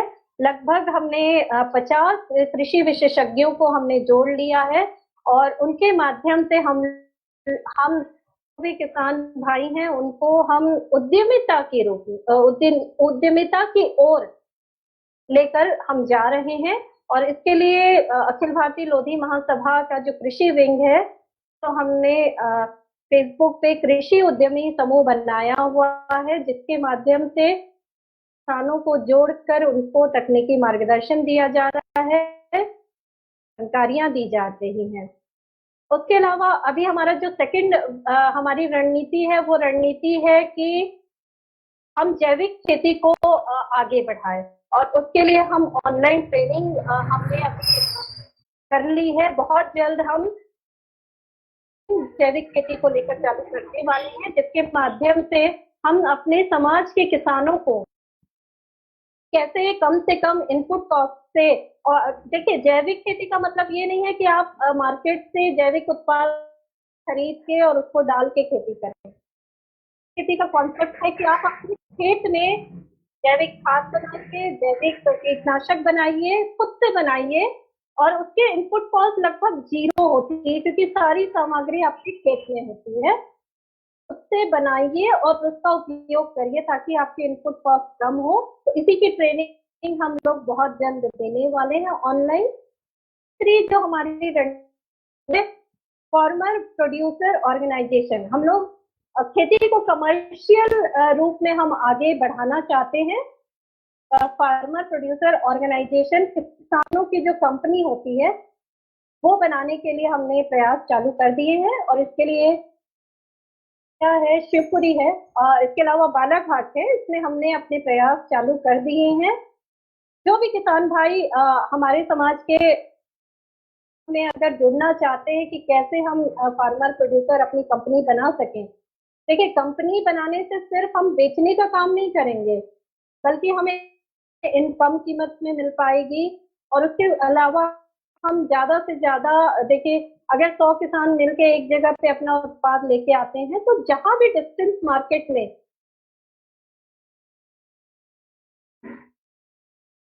कीमत अच्छी,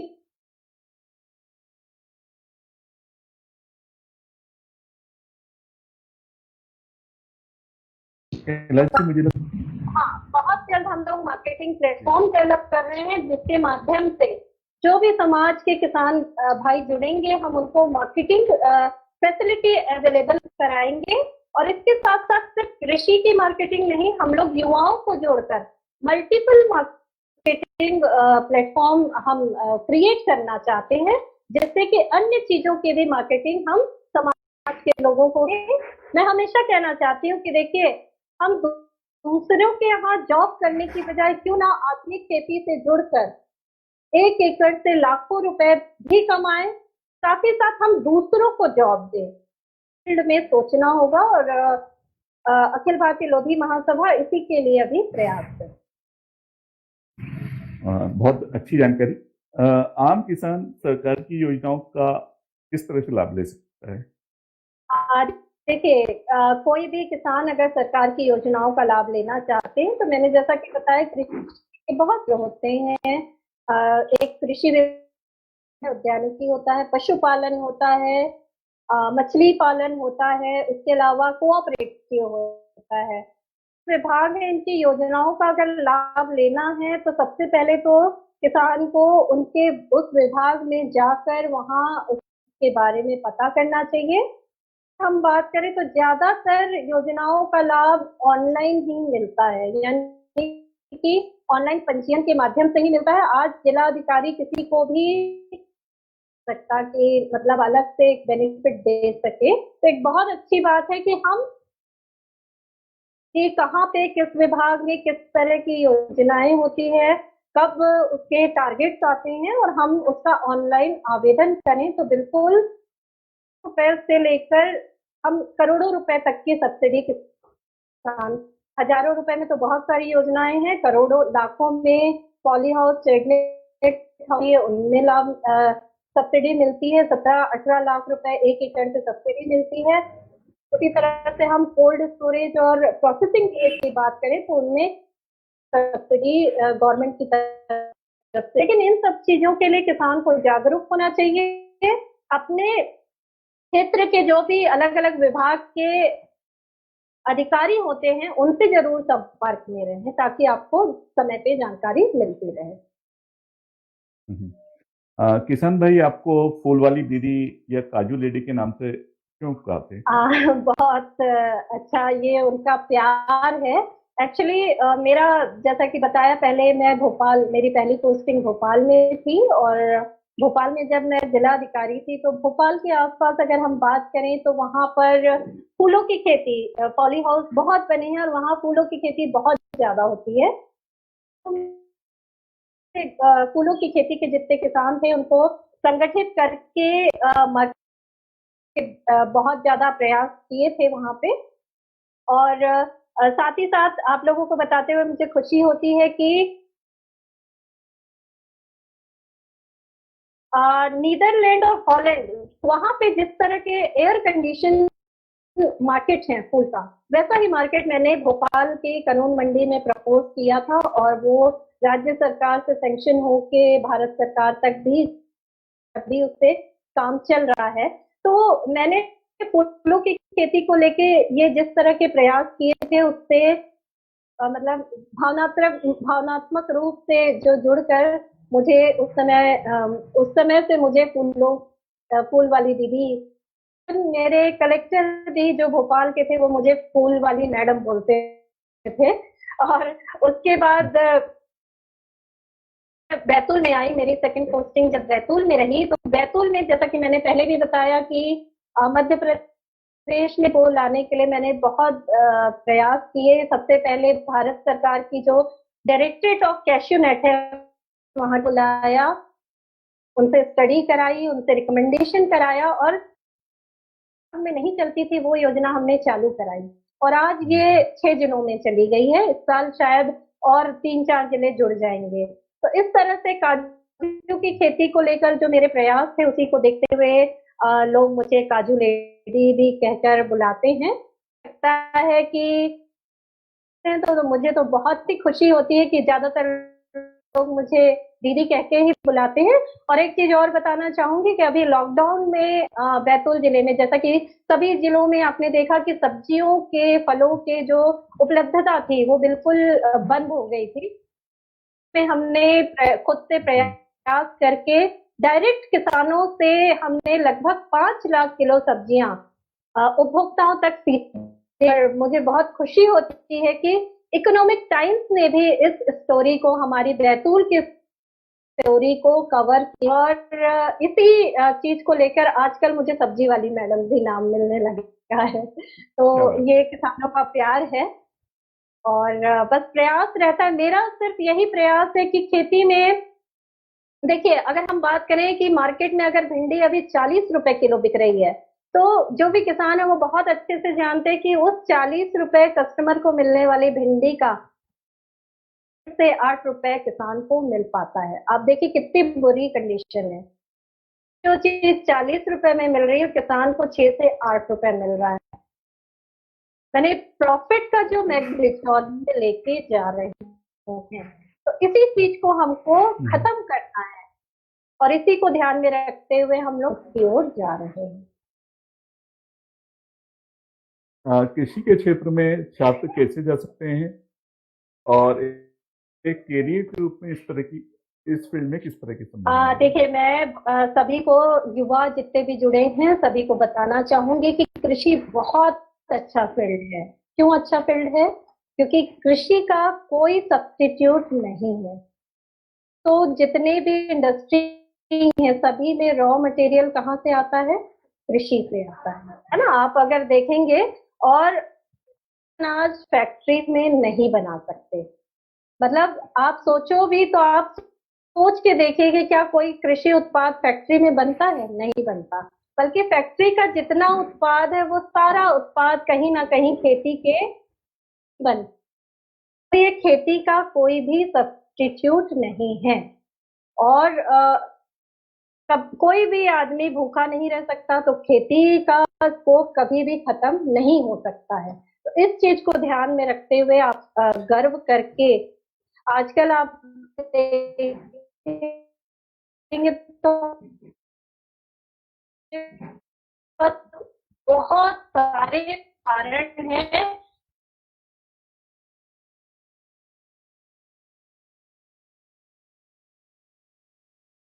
कि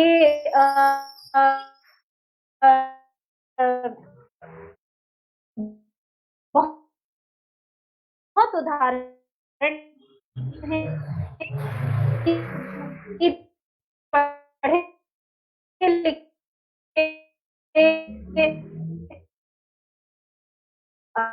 अभी किए हुए लड़के इंजीनियरिंग किए हुए डॉक्टर हैं, फॉरेन रिटर्न है, वो खेती से जुड़ रहे हैं। लेकिन वो परंपरागत खेती नहीं, बल्कि स्कूल द्वारा ऑल इंडिया का टेस्ट होता है, उसके अलावा अलग अलग स्टेट के अलग अलग टेस्ट होते हैं, उस टेस्ट के माध्यम से भी आप आसानी से एग्रीकल्चर कॉलेज में एडमिशन ले सकते हैं। इसमें भी अगर हम बात करें तो एक तो बीएससी एग्रीकल्चर होता है जिसमें आप सामान्य एग्रीकल्चर की पढ़ाई करते हैं।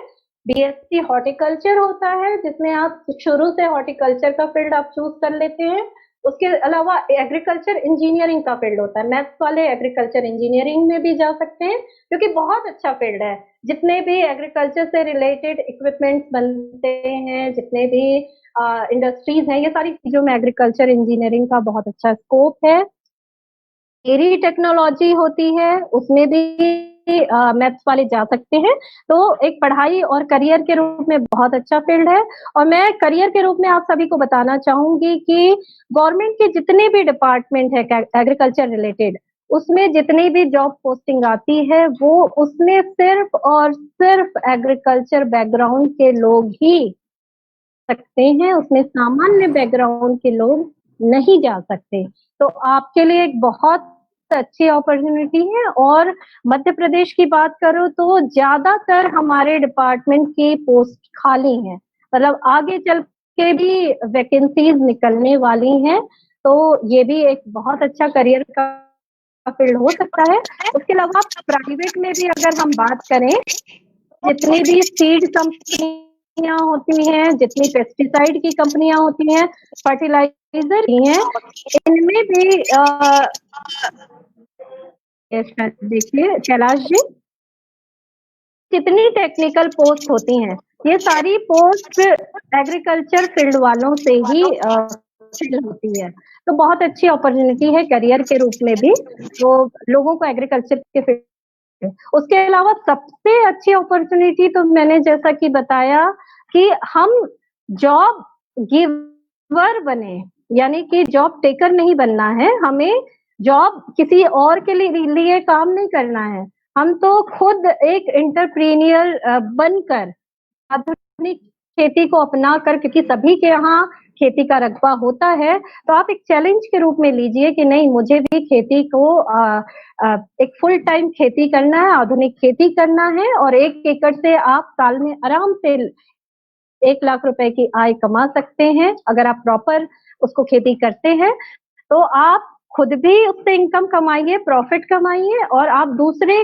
कई लोगों को उसमें जॉब दे सकते हैं। तो ये तो सबसे अच्छी अपॉर्चुनिटी है। बिल्कुल। मेरे 1-2 सवाल और हैं। कृषि के क्षेत्र में महिलाओं के लिए क्या संभावना है, कैसे क्षेत्र हैं? कृषि के क्षेत्र में महिलाओं के लिए देखिए, जैसा कि पहले तो बहुत कम महिलाएं इससे जुड़ती थी, लेकिन अगर हम अभी देखें तो जिनके यहाँ भी खेती का रकबा है, बहुत सी महिलाएं इस फील्ड में आ रही हैं और कर रही हैं। तो हमारे समाज में तो कम उदाहरण है इसके, लेकिन दूसरे समाजों की अगर हम बात करें, जैसे कि खेती में पाटीदार समाज बहुत आगे है। और आप अगर देखेंगे तो पाटीदार समाज कितना भी बड़ा परिवार रहे, उनके परिवार के सारे लोग मिलकर खेती में जब भी कोई काम होता है तो जाते हैं, महिलाएं भी जाती हैं और खेती का काम करती हैं। इसी परिदृश्य को देखें तो गांव में भी, आज भी हमारे समाज में भी पहले, आज तो अब कम होता जा रहा है ये परिदृश्य, लेकिन पहले खेती का ज्यादातर काम महिलाएं करती थी।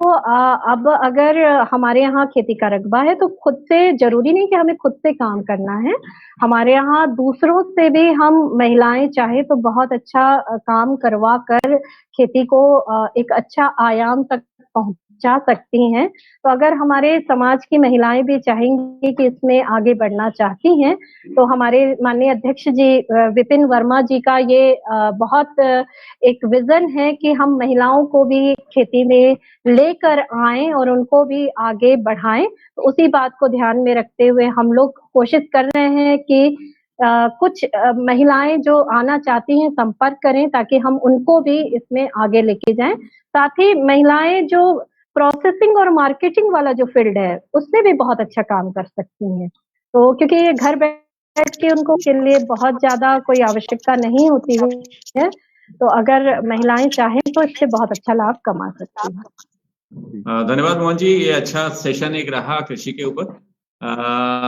मैम, अब मतलब आपके जो प्रयास थे कुछ हटके, लीक से हटके, जैसे आप प्रशासनिक अधिकारी की तरह बोल रहे थे, लेकिन मैं सुन रहा था आपको सीईओ की तरह, एक कंपनी का सीईओ जिस तरह से सोचता है और परंपरा से हटके कार्य करने की कोशिश करता है। जिसे मैंने सुना, मैं आपसे सवाल करने वाला था कि स्वीडन है जो डेयरी प्रोडक्ट्स के लिए मशहूर है और वो वर्ल्ड में उसका एक बड़ा मार्केट उसने कैप्चर करा हुआ है। इंडिया एक कृषि प्रधान देश होने के बाद भी अभी वो अपना एक स्थान नहीं पा सका है ग्लोबली। तो पूछता आपसे, लेकिन आपने उससे पहले ही उसका जवाब दे दिया कि हमने को प्रशासनिक अधिकारी नहीं, एक सीईओ की तरह हमें ब्रांड करना पड़ेगा। विभाग को जो है विभाग नहीं करते हुए उसको एक कंपनी बनाना पड़ेगा।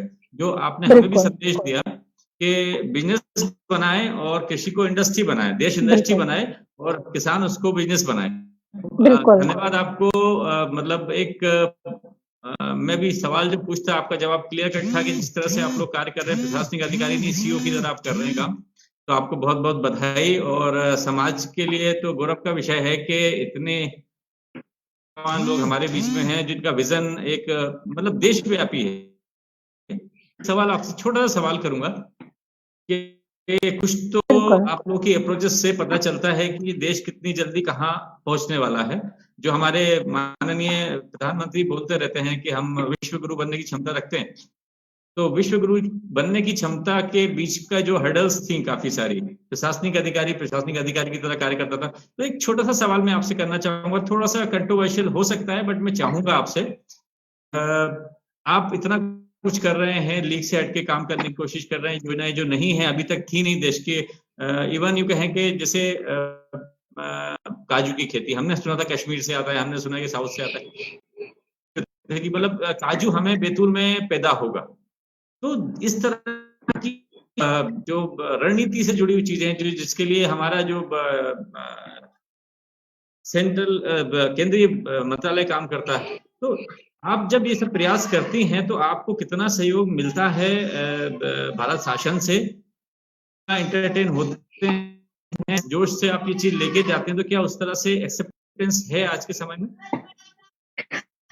बहुत अच्छा सवाल किया आपने अतुल जी।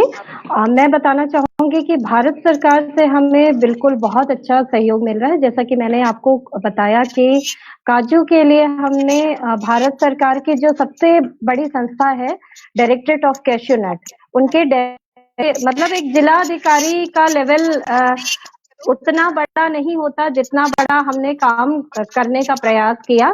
हम डायरेक्ट उनके संपर्क में हैं और उनका निरंतर हमें तकनीकी मार्गदर्शन मिल रहा है। ट्रेनिंग उन्होंने हमारे यहाँ कराई, सारी चीजें कराई। उसके अलावा भारत सरकार का जो कृषि मंत्रालय है उसके द्वारा भी हमें निरंतर सहयोग मिल रहा है। जब भी हमें टारगेट की आवश्यकता होती है या कोई तकनीकी मार्गदर्शन होता है तो उसमें हमेशा हमें मिलता रहता है। तो राज्य सरकार और भारत सरकार दोनों के सहयोग से ही ये चीजें आगे बढ़ रही हैं। जी, जहां तक मुझे मालूम है जानकारी, आपने भी कुछ जानकारी दी है कि फेसबुक के माध्यम से और व्हाट्सएप के माध्यम से आप ग्रुप के द्वारा और पेज के द्वारा आप निरंतर इसमें जाती रहती हैं। लोधी समाज के अलावा अन्य समाज, सर्व समाज के लिए भी आप कार्य कर रही हैं और लोधी समाज के लिए स्पेशली आपकी सोच जो है कि उसको बिजनेस, कृषक को खेती से बिजनेस की ओर ले जाना है।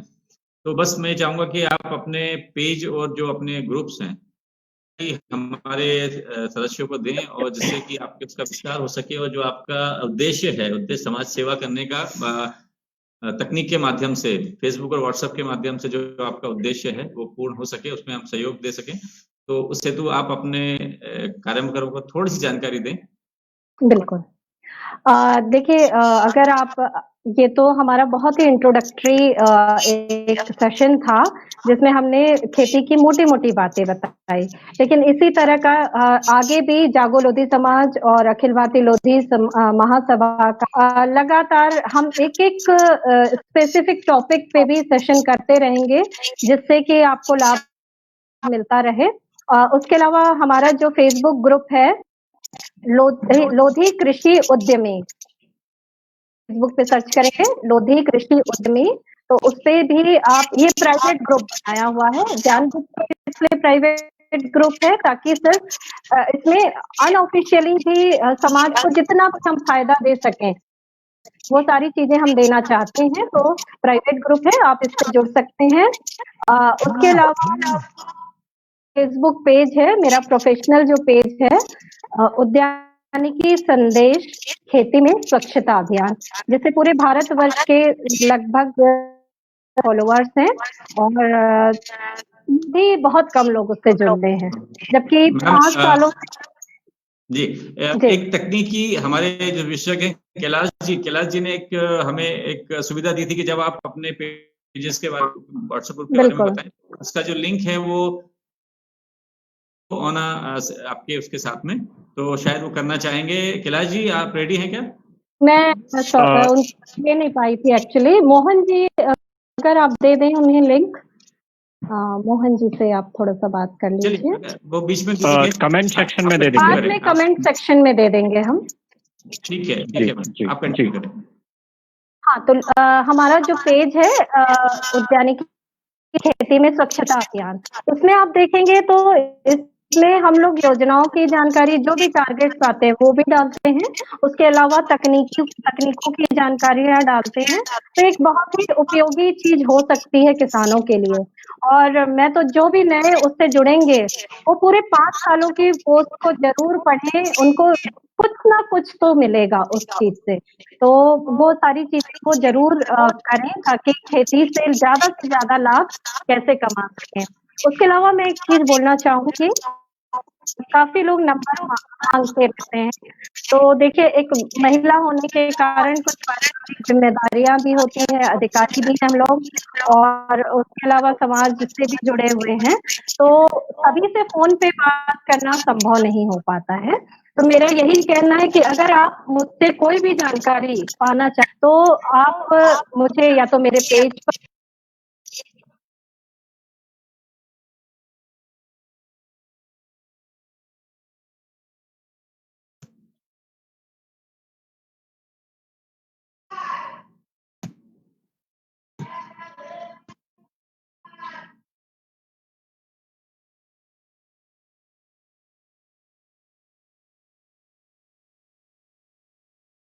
दीदी आप अनम्यूट कीजिए खुद को।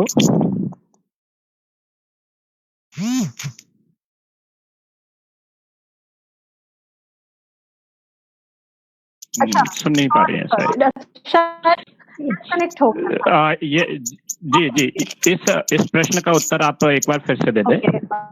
देखिए, अखिल भारतीय लोधी महासभा के द्वारा हमने जो ग्रुप बनाया हुआ है लोधी कृषि उद्यमी, उससे भी किसान भाई जुड़ के और जो योजना की जानकारी, तकनीकों की जानकारी, विशेषज्ञों से मार्गदर्शन प्राप्त कर सकते हैं, साथ ही साथ अपनी भी खेती के बारे में बता सकते हैं। देखिए, जैसे हमारे समाज में बहुत अच्छे लोग हैं, जैसे कि अगर हम बात करें कि राव गुलाब सिंह जी हैं, नरसिंहपुर के, बहुत अच्छी खेती कर रहे हैं।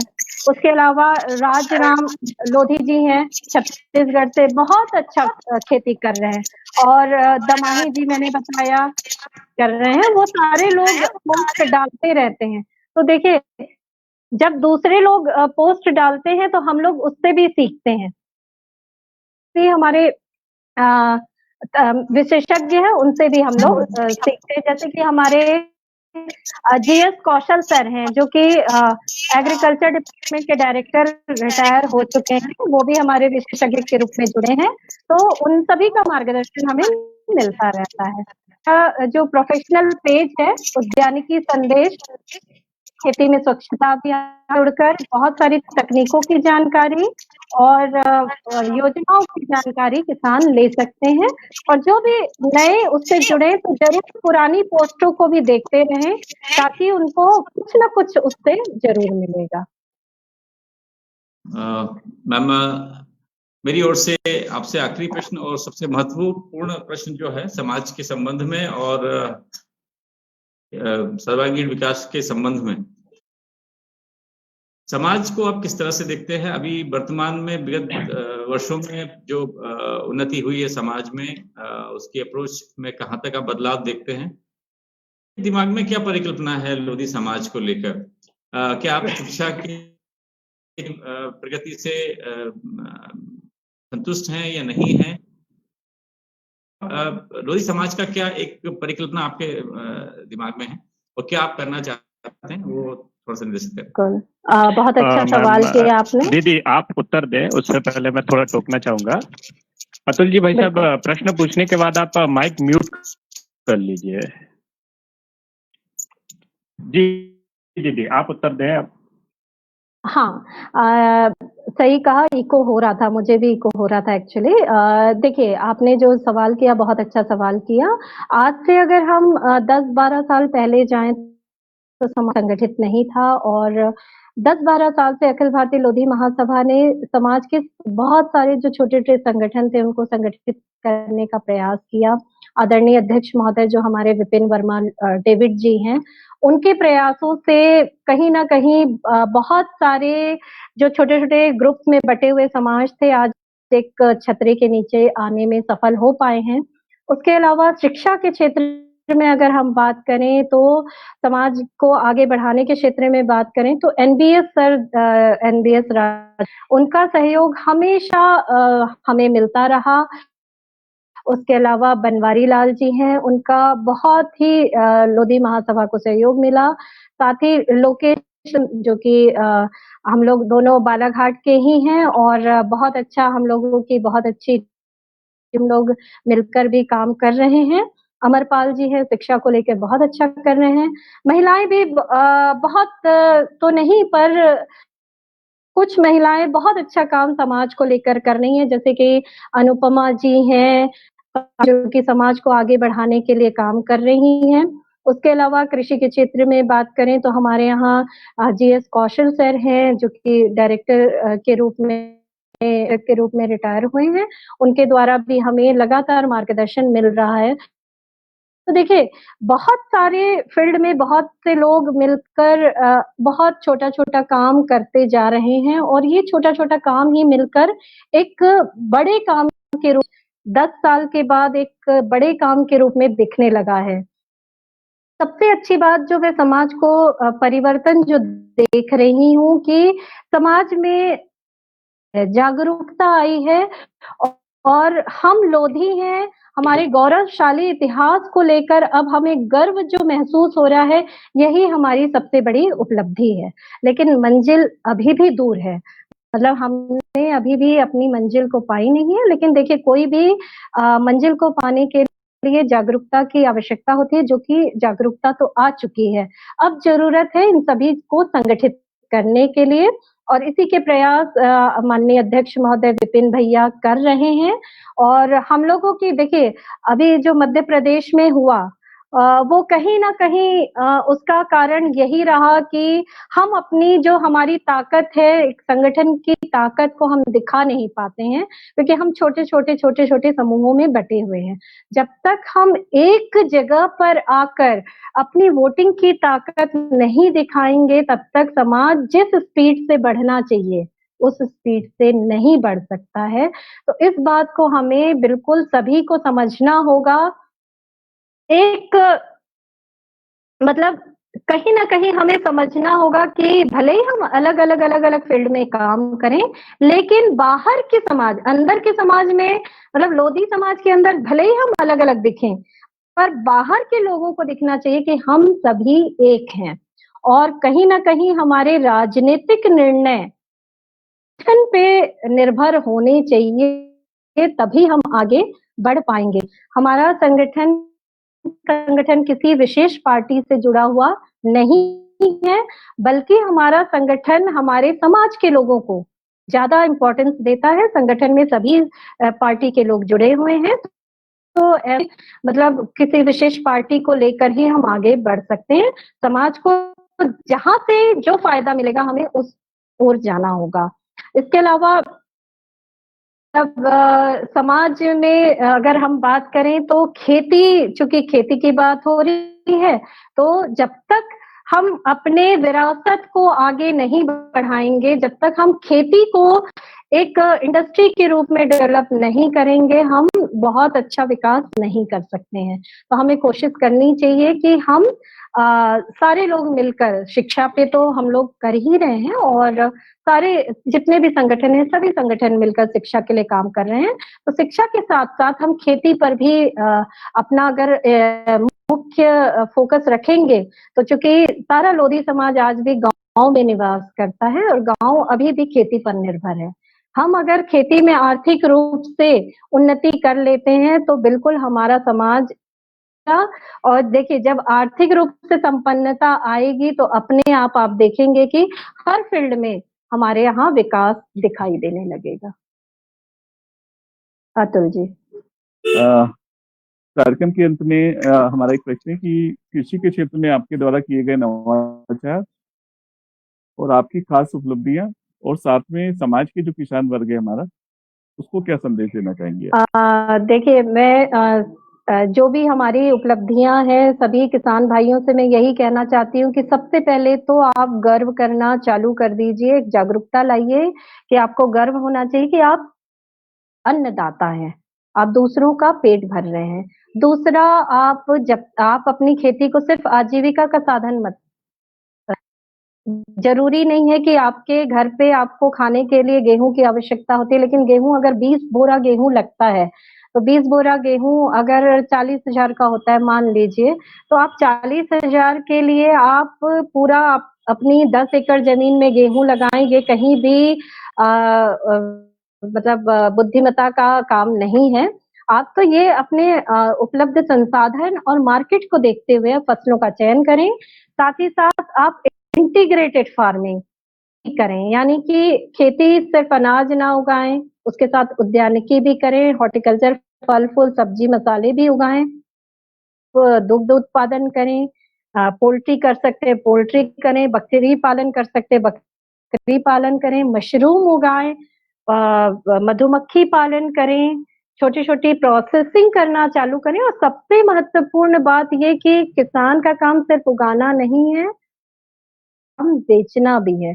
जिस दिन आपने बेचना सीख लिया उस दिन आपकी आय दुगनी नहीं जाएगी, आप खुद देखेंगे। तो यही संदेश है कि आप लोग और खेती को आधुनिक तकनीकों से जोड़कर खेती करिए और इसके लिए जो भी सहयोग लगेगा उसके लिए हम लोग हमेशा अखिल भारतीय लोधी महासभा, उसके अलावा मैं खुद भी जब भी आपको सहयोग मिलेगा आप मुझे मैसेज करिए, बिल्कुल मैं आपके मैसेज का जवाब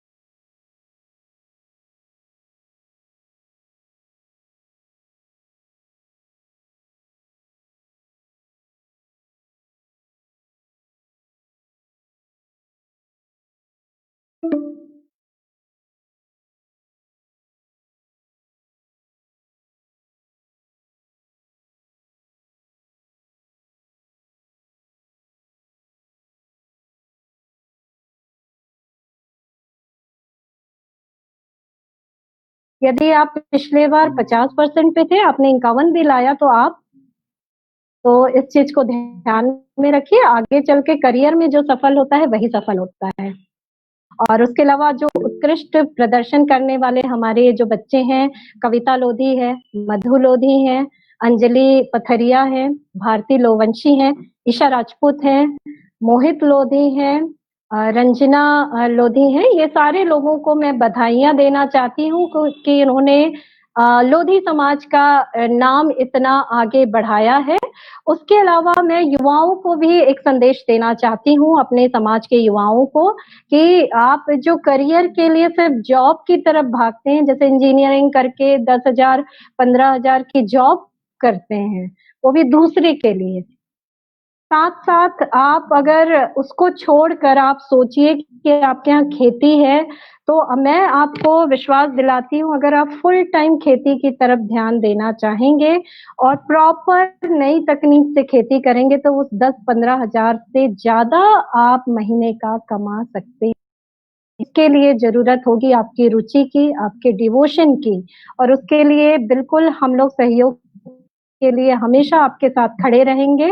जो भी युवा अगर खेती से, आधुनिक खेती से जुड़ना चाहते हैं, मैं इसमें उदाहरण बताना चाहूंगी कि बैतूल जिले में बी करके हमारे यहाँ दो बी के स्टूडेंट्स जिन्होंने बी किया, सिस्का कंपनी वीवो में जॉब करने के बाद उन्होंने जॉब छोड़ दी और आज वो मधुमक्खी पालन का काम कर रहे हैं। शहद है इंपीरियल बी के नाम से, आप अमेज़न पे सर्च करेंगे, अमेज़न पे उनका शहद बिक रहा है। तो आप देखिए कि मतलब कोई भी मतलब स्काई इज द, वो भी लिमिट नहीं है, उससे भी ऊपर हम जा सकते हैं। जरूरत है कि आप में रुचि हो, डिवोशन हो। तो मैं यही कहना चाहती हूँ कि दूसरे के लिए 10-15 हजार की जॉब करने की बजाय आप का प्रयास करिए और खेती से जुड़िए। बिल्कुल खेती से बहुत अच्छा लाभ आपको मिल सकता है। उसके अलावा मैं बहुत धन्यवाद देना चाहूंगी अपने जो महासभा के मेरे साथी हैं, मोहन जी हैं, हमारे राकेश लोधी जी हैं, जितेंद्र जी हैं, आनंद जी हैं, वीरेंद्र जी हैं, इंद्रजीत जी हैं, इन सभी का सहयोग मुझे हमेशा मिलता रहा है। उसके अलावा जागो लोधी समाज, चूंकि मैं भी उसकी एक मॉडरेटर हूँ, और उनका भी सहयोग मुझे हमेशा मिलता रहा। विजय जी, हमेशा बीच बीच में हमारी चर्चा होती रहती है कि जागो लोधी समाज ग्रुप को हम और कैसे आगे बढ़ाएं। उसके अलावा अतुल जी हैं, सभी का सहयोग बहुत अच्छा मिल रहा है। और मैं हमेशा, अभी संगठन की बात आ रही थी, मैं हमेशा कहना चाहती हूँ कि देखिए हम इस बात पे नहीं देखें कि ये मेरा संगठन है या इनका संगठन है या ये इनका है। बस ये है कि समाज को आगे ले जाने के लिए जो भी संगठन जिस तरह की एक्टिविटी कर रहा है, यदि हम आपस में मिलकर उस एक्टिविटी को, आज हम 10 पे हैं, उस एक्टिविटी को मिलकर 100 स्तर पर पहुंचा सकते हैं, तो क्यों ना हम मिलकर उसके लिए काम करें। हम मिलकर काम करने लगेंगे। और मैंने पहले भी बोला, भले ही अंदर हम अलग अलग दिखें, लेकिन समाज के बाहर हमें एक दिखना होगा। जिस दिन हम एक दिखने लग जाएंगे, मतलब हम लोधी समाज को छोड़कर बाहर के लोगों को जिस दिन देखेंगे कि पूरा समाज एक है, उस दिन देखिएगा कि हमारी वोट की ताकत हमें क्या क्या चीजें नहीं दिलाएंगी। जी, बहुत धन्यवाद, हार्दिक आभार, बहुत उपयोगी और महत्वपूर्ण जानकारी देने के लिए। और ये शुरुआत है, हम लोग बार बार जुड़ते रहेंगे। बिल्कुल, थैंक यू वेरी मच। मैं एक दिन महोदय से चाहूंगा। जी, आपकी बात खत्म होगी सर। दीदी, मैं चाहूंगा आप एक बार जो बच्चों को आपने प्रोत्साहन दिया था, एक बार उनका, जो बच्चे पास हुए हैं, इतने अच्छे मार्क्स लेके आए, पूरा परफेक्ट स्कोर लिया है हमारे समाज के बच्चों ने, आप एक बार उनको बधाई फिर से दे दें। कुछ समय के लिए लाइट चली गई थी तो इस वजह से वाईफाई बंद हो गया था, 10 सेकंड का हमारा वो गैप चला गया। उस समय आप जो बधाई दे रही थी तो शायद नहीं सुन पाया होगा बच्चों ने। जी ओके, कोई बात नहीं, मैं फिर से देखिए, कल जैसा कि एमपी बोर्ड के 10वीं के रिजल्ट्स आए और बहुत ही अच्छे रिजल्ट्स आए हैं, तो सबसे पहले तो मैं सभी सफल विद्यार्थियों को बधाइयां देना चाहती हूं कि उन्होंने सफलता हासिल की। और मैं सभी को यही कहना चाहती हूँ कि जरूरी नहीं कि हम 100% मार्क्स ही लाएं। अगर आपका कंपटीशन किसी और से नहीं है, यदि आप पिछली क्लास में 52% पे थे, इस साल आप 54 पे भी आ गए हैं, तो आप प्रोग्रेस में हैं। तो आपको इसमें खुश होना चाहिए, इसमें निराश होने की बात नहीं है। साथ ही साथ जो असफल हुए हैं, मैं चाहती हूँ कि असफलता कोई जीवन का अंत नहीं होता है, आखिरी आपको मौका नहीं मिला है। बहुत से मौके आएंगे जहां पर आपको अपना योग्यता दिखाने का चांस मिलेगा। सफल भी हुए हैं तो उनको अपनी असफलता से सीखना चाहिए कि हमसे क्या गलती हो गई और उन गलतियों में सुधार करके आगे वो बिल्कुल सफलता प्राप्त कर सकते हैं।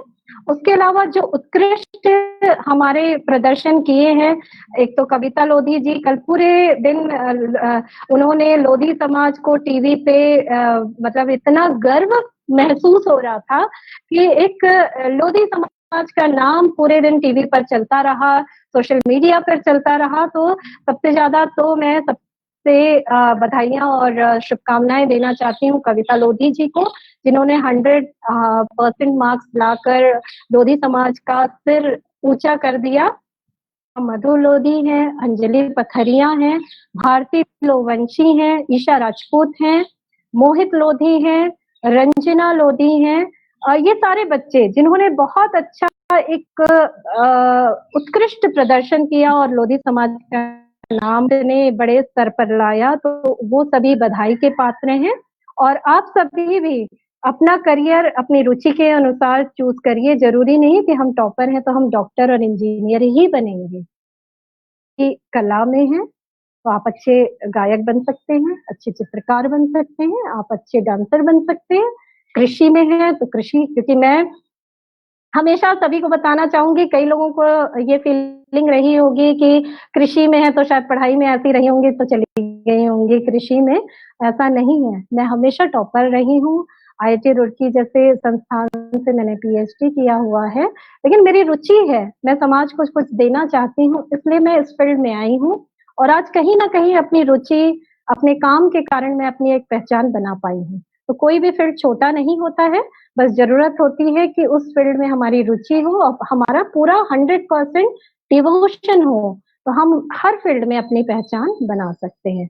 और मैं सभी बच्चों से कहना चाहूंगी कि सभी बच्चों में योग्यताएं होती हैं, क्षमताएं होती हैं, बस जरूरत होती है कि हम उन योग्यता, अपनी अंदर जो योग्यता है, हमारी जो क्षमता है, उसको पहचाने और उसको निखारने का प्रयास करें। मैं पेरेंट्स से भी कहना चाहती हूँ कि आपके सभी बच्चे एक स्पेशल योग्यता रखते हैं, बस जरूरत है कि हम उन बच्चों के अंदर की योग्यता को, उनकी विशेषता को पहचानें और उनको निखारने का प्रयास करें। जरूरी नहीं है कि हर कोई डॉक्टर और इंजीनियर बन जाएगा करेगा, तो ठीक है डॉक्टर इंजीनियर भी बने, पर सारे फील्ड, कोई भी फील्ड छोटा या बड़ा नहीं होता है। क्षेत्र में बहुत अच्छी अपॉर्चुनिटीज हैं, तो हम अपनी रुचि के अनुसार करियर चुनें।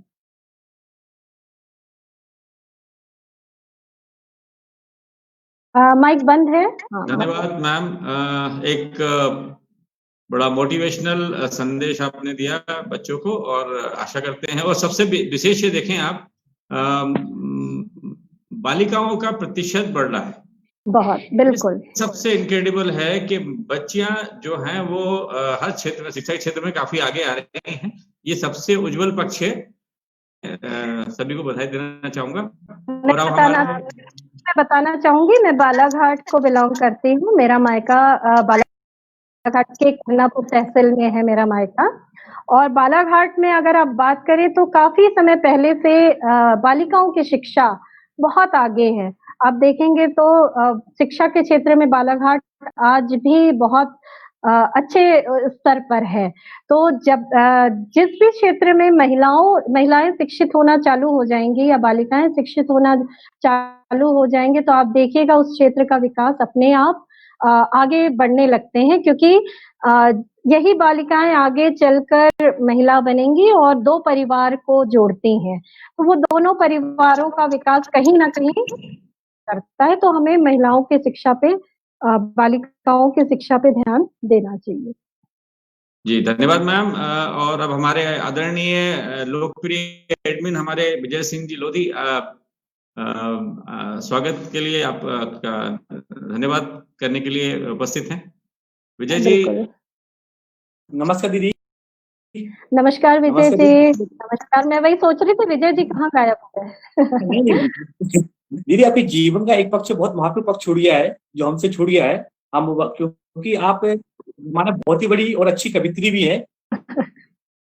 ग्रुप के लिए कम से कम 4 सुनाए मैडम, और एक अच्छी कविता सुनाती है मैडम। अरे बाप रे, आपने तो बहुत बड़ा क्वेश्चन आपने सही कहा। मैं लोधी डॉक्टर आशा अदिति के नाम से मैं लेख और कविताएं लिखती रहती हूँ। मेरा पेज भी है, आप पेज पे जाएंगे तो बहुत सारी मेरी कविताएं और रचनाएं आपको पढ़ने मिलेंगी। विजय जी बहुत तो तैयारी नहीं की है, पर मैं एक 4 लाइन मैं सुना दूंगी। इसमें माँ के ऊपर मैंने जो लिखा है, क्योंकि मैं मानती हूँ कि आज गुरु तो मम्मी और पापा से बड़ा कोई गुरु नहीं होता है, तो मैं अपनी माँ के ऊपर लिखी हुई 4 लाइन आप सभी को सुनाना चाहूंगी। और किसी दिन बिल्कुल हम कविता का अलग से सेशन लेके आएंगे, जिस दिन हम सिर्फ कविताओं पे बात करेंगे। तो मैं 4 लाइन आप लोगों को सुनाना चाहूंगी। जो आंखों से गिरा मोती हो गई है माँ, आंखों से गिरा मोती हो गई है माँ, खुशी से जो खिला चेहरा हो गई है माँ, दुख साथ है माँ के मेरे, दुख साथ है माँ के, आया पाठ जीवन का गुरुकुल हो गई है माँ, सिखाया पाठ जीवन का गुरुकुल हो गई है माँ। मैं अपनी मम्मी को आई बोलती हूँ, तो आई को मैं नमन करती हूँ कि मेरी माँ ने मुझे इस काबिल बनाया कि मैं आज इतने सारे लोगों के सामने अपने बारे में बता पा रही हूँ। दीदी आपका बहुत बहुत आभार और धन्यवाद कि आप जागरूक समाज के फेसबुक लाइव कार्यक्रम मुलाकात संवाद श्रृंखला में पधारी तथा जागरूक समाज के 1.5 लाख सदस्यों तथा हमारे कृषक भाइयों को मार्गदर्शन किया। आप सभी के सवालों का स्पष्ट एवं सटीक जवाब भी दिए मैडम, उसके लिए मैडम एक बार बहुत बहुत धन्यवाद मैडम। मैं आप जी बोलिए, आप पहले बोल लीजिए फिर मैं। जागो लोधी समाज की टीम का बहुत बहुत आभार देना चाहती हूँ, खासकर विजय जी, कैलाश जी, अतुल जी, नरेंद्र जी, इंद्रजीत जी, मोहन जी, सारी टीम का मैं बहुत बहुत धन्यवाद देना चाहूंगी कि मुझे इतना अच्छा मौका दिया अपने समाज के किसान भाइयों से, समाज के युवाओं से जुड़ने का मौका दिया। और अभी भी मैं सारे चूंकि हम लोग गूगल मीट के माध्यम से लाइव हुए हैं, तो मैं एक भी लाइव कमेंट नहीं देख पा रही हूँ। तो मैं सभी लोगों से बोलना चाहती हूँ कि आपके कोई भी प्रश्न हो, कृषि से संबंधित, करियर से संबंधित या किसी से भी संबंधित, अगर आपके कोई प्रश्न है तो आप जरूर कमेंट बॉक्स में आप लिख दीजिए, ताकि मैं बाद में जब भी उसको देखूंगी तो मैं प्रयास करूंगी कि आपके सवालों के जवाब मैं आपको दे सकूं। और कृषि से संबंधित आप अगर सही में आप जुड़ना चाहते हैं, आप में डिवोशन है, तो आप सोचिए, मैंने भोपाल में मेरा एक किसान था, आप देखेंगे गोलखेड़ी करके गांव है, बैरसिया जाते हैं तो वहीं पे रोड पे ही उनका पॉली हाउस बना हुआ है, और बहुत ही युवा किसान है, 23-24 साल का था जब मैंने उसको पहली बार, मतलब पहले कृषि से ही काम करता था, पूरा 12-15 एकड़ जमीन में सिर्फ अनाज उगाता था, और फिर मैंने उसको हॉर्टिकल्चर में कन्वर्ट किया। और जब मैंने उसका डिवोशन देखा तो मैंने उससे कहा था कि मैं 5 साल में तुम्हें राज्य स्तरीय इनाम दिलाऊंगी। और मैं आपको बताना चाहूंगी कि मैंने 5 साल में उसे सिर्फ राज्य स्तरीय तो मैंने 1.5 साल में दिला दिया था, क्योंकि वो बहुत अच्छा काम किया उसने। और 5 साल में उसे हमने नेशनल लेवल का जो इनोवेटिव फार्मर का अवार्ड है, वो हमने अभी ICR का इस साल का इनोवेटिव अवार्ड श्याम सिंह कुशवाहा करके किसान है, उसे मिला। बहुत अच्छा काम कर रहा है वो किसान। तो मैं बस यही कहना चाहती हूँ कि समाज के जो भी किसान है या युवा हैं, अगर आप में भी उतना डिवोशन है तो आप आइए, बिल्कुल आपको जो करना चाहते हैं मैं उससे 10 गुना आगे आपको बढ़ा के लेके जाऊंगी। लेकिन ये है कि ताली सिर्फ एक हाथ से नहीं बजेगी, मैं जिस स्पीड से चलती हूँ आपको मेरे स्पीड से डबल चलना पड़ेगा, तो ही हम पहुंच पाएंगे। तो चूंकि हमारी विरासत में हमें कृषि मिली है, तो हम चाहेंगे कि आगे चल के इस कृषि को ही हम लोधी समाज की एक ऐसी पहचान बनाएं कि आगे चल के एक ऐसा ब्रांड बनाएं कि लोग बोले कि नहीं, आजकल लोधी समाज को लोग लड़ाई झगड़े और इसी के नाम से जानते हैं। मैं चाहूंगी कि हम आगे चल के लोधी समाज को एक ऐसी पहचान दें कि लोग बोले नहीं, ये एक ऐसा समाज है जिसमें बहुत अच्छी खेती होती है, बहुत अच्छे आधुनिक तरीके से लोग खेती कर रहे हैं। मैं कोशिश करूंगी कि आप लोगों को जितना भी ज्यादा से ज्यादा मैं सहयोग कर सकूं, बिल्कुल करूंगी। बहुत बहुत धन्यवाद मैडम। मैं जागरूक समाज ग्रुप की ओर से आशा दीदी का, चौपाल कार्य को सफल बनाने के सभी कृषकों का, मित्रों का, कृषकों का, मॉडरेटर का तथा हमारी टेक्निकल टीम का, जागरूक समाज के 1.5 लाख सदस्यों का, अखिल भारतीय लोधी महासभा का लक्ष्य का छू लो आसमान के सिर रोका है। जो भी संगठन ने इस कार्यक्रम को सफल बनाने में हमारी मदद की है, शुभकामनाएं दी है, उन सबका बहुत बहुत धन्यवाद देता हूँ। आशा है कि आप इसी तरह जागरूक समाज ग्रुप के कार्यक्रम में मुलाकात में संवाद जो प्रत्येक रविवार सुबह 10 बजे होता है तथा लोधी कला मंच जो प्रत्येक दिन रविवार छोड़कर रात को प्यार, सहयोग, सदा बनाए रखेंगे। इस सहयोग के लिए आप सभी का बहुत बहुत धन्यवाद। जय हिंद, नमस्कार, जयवंती, जय लोधेश्वर। नमस्कार मैम, धन्यवाद।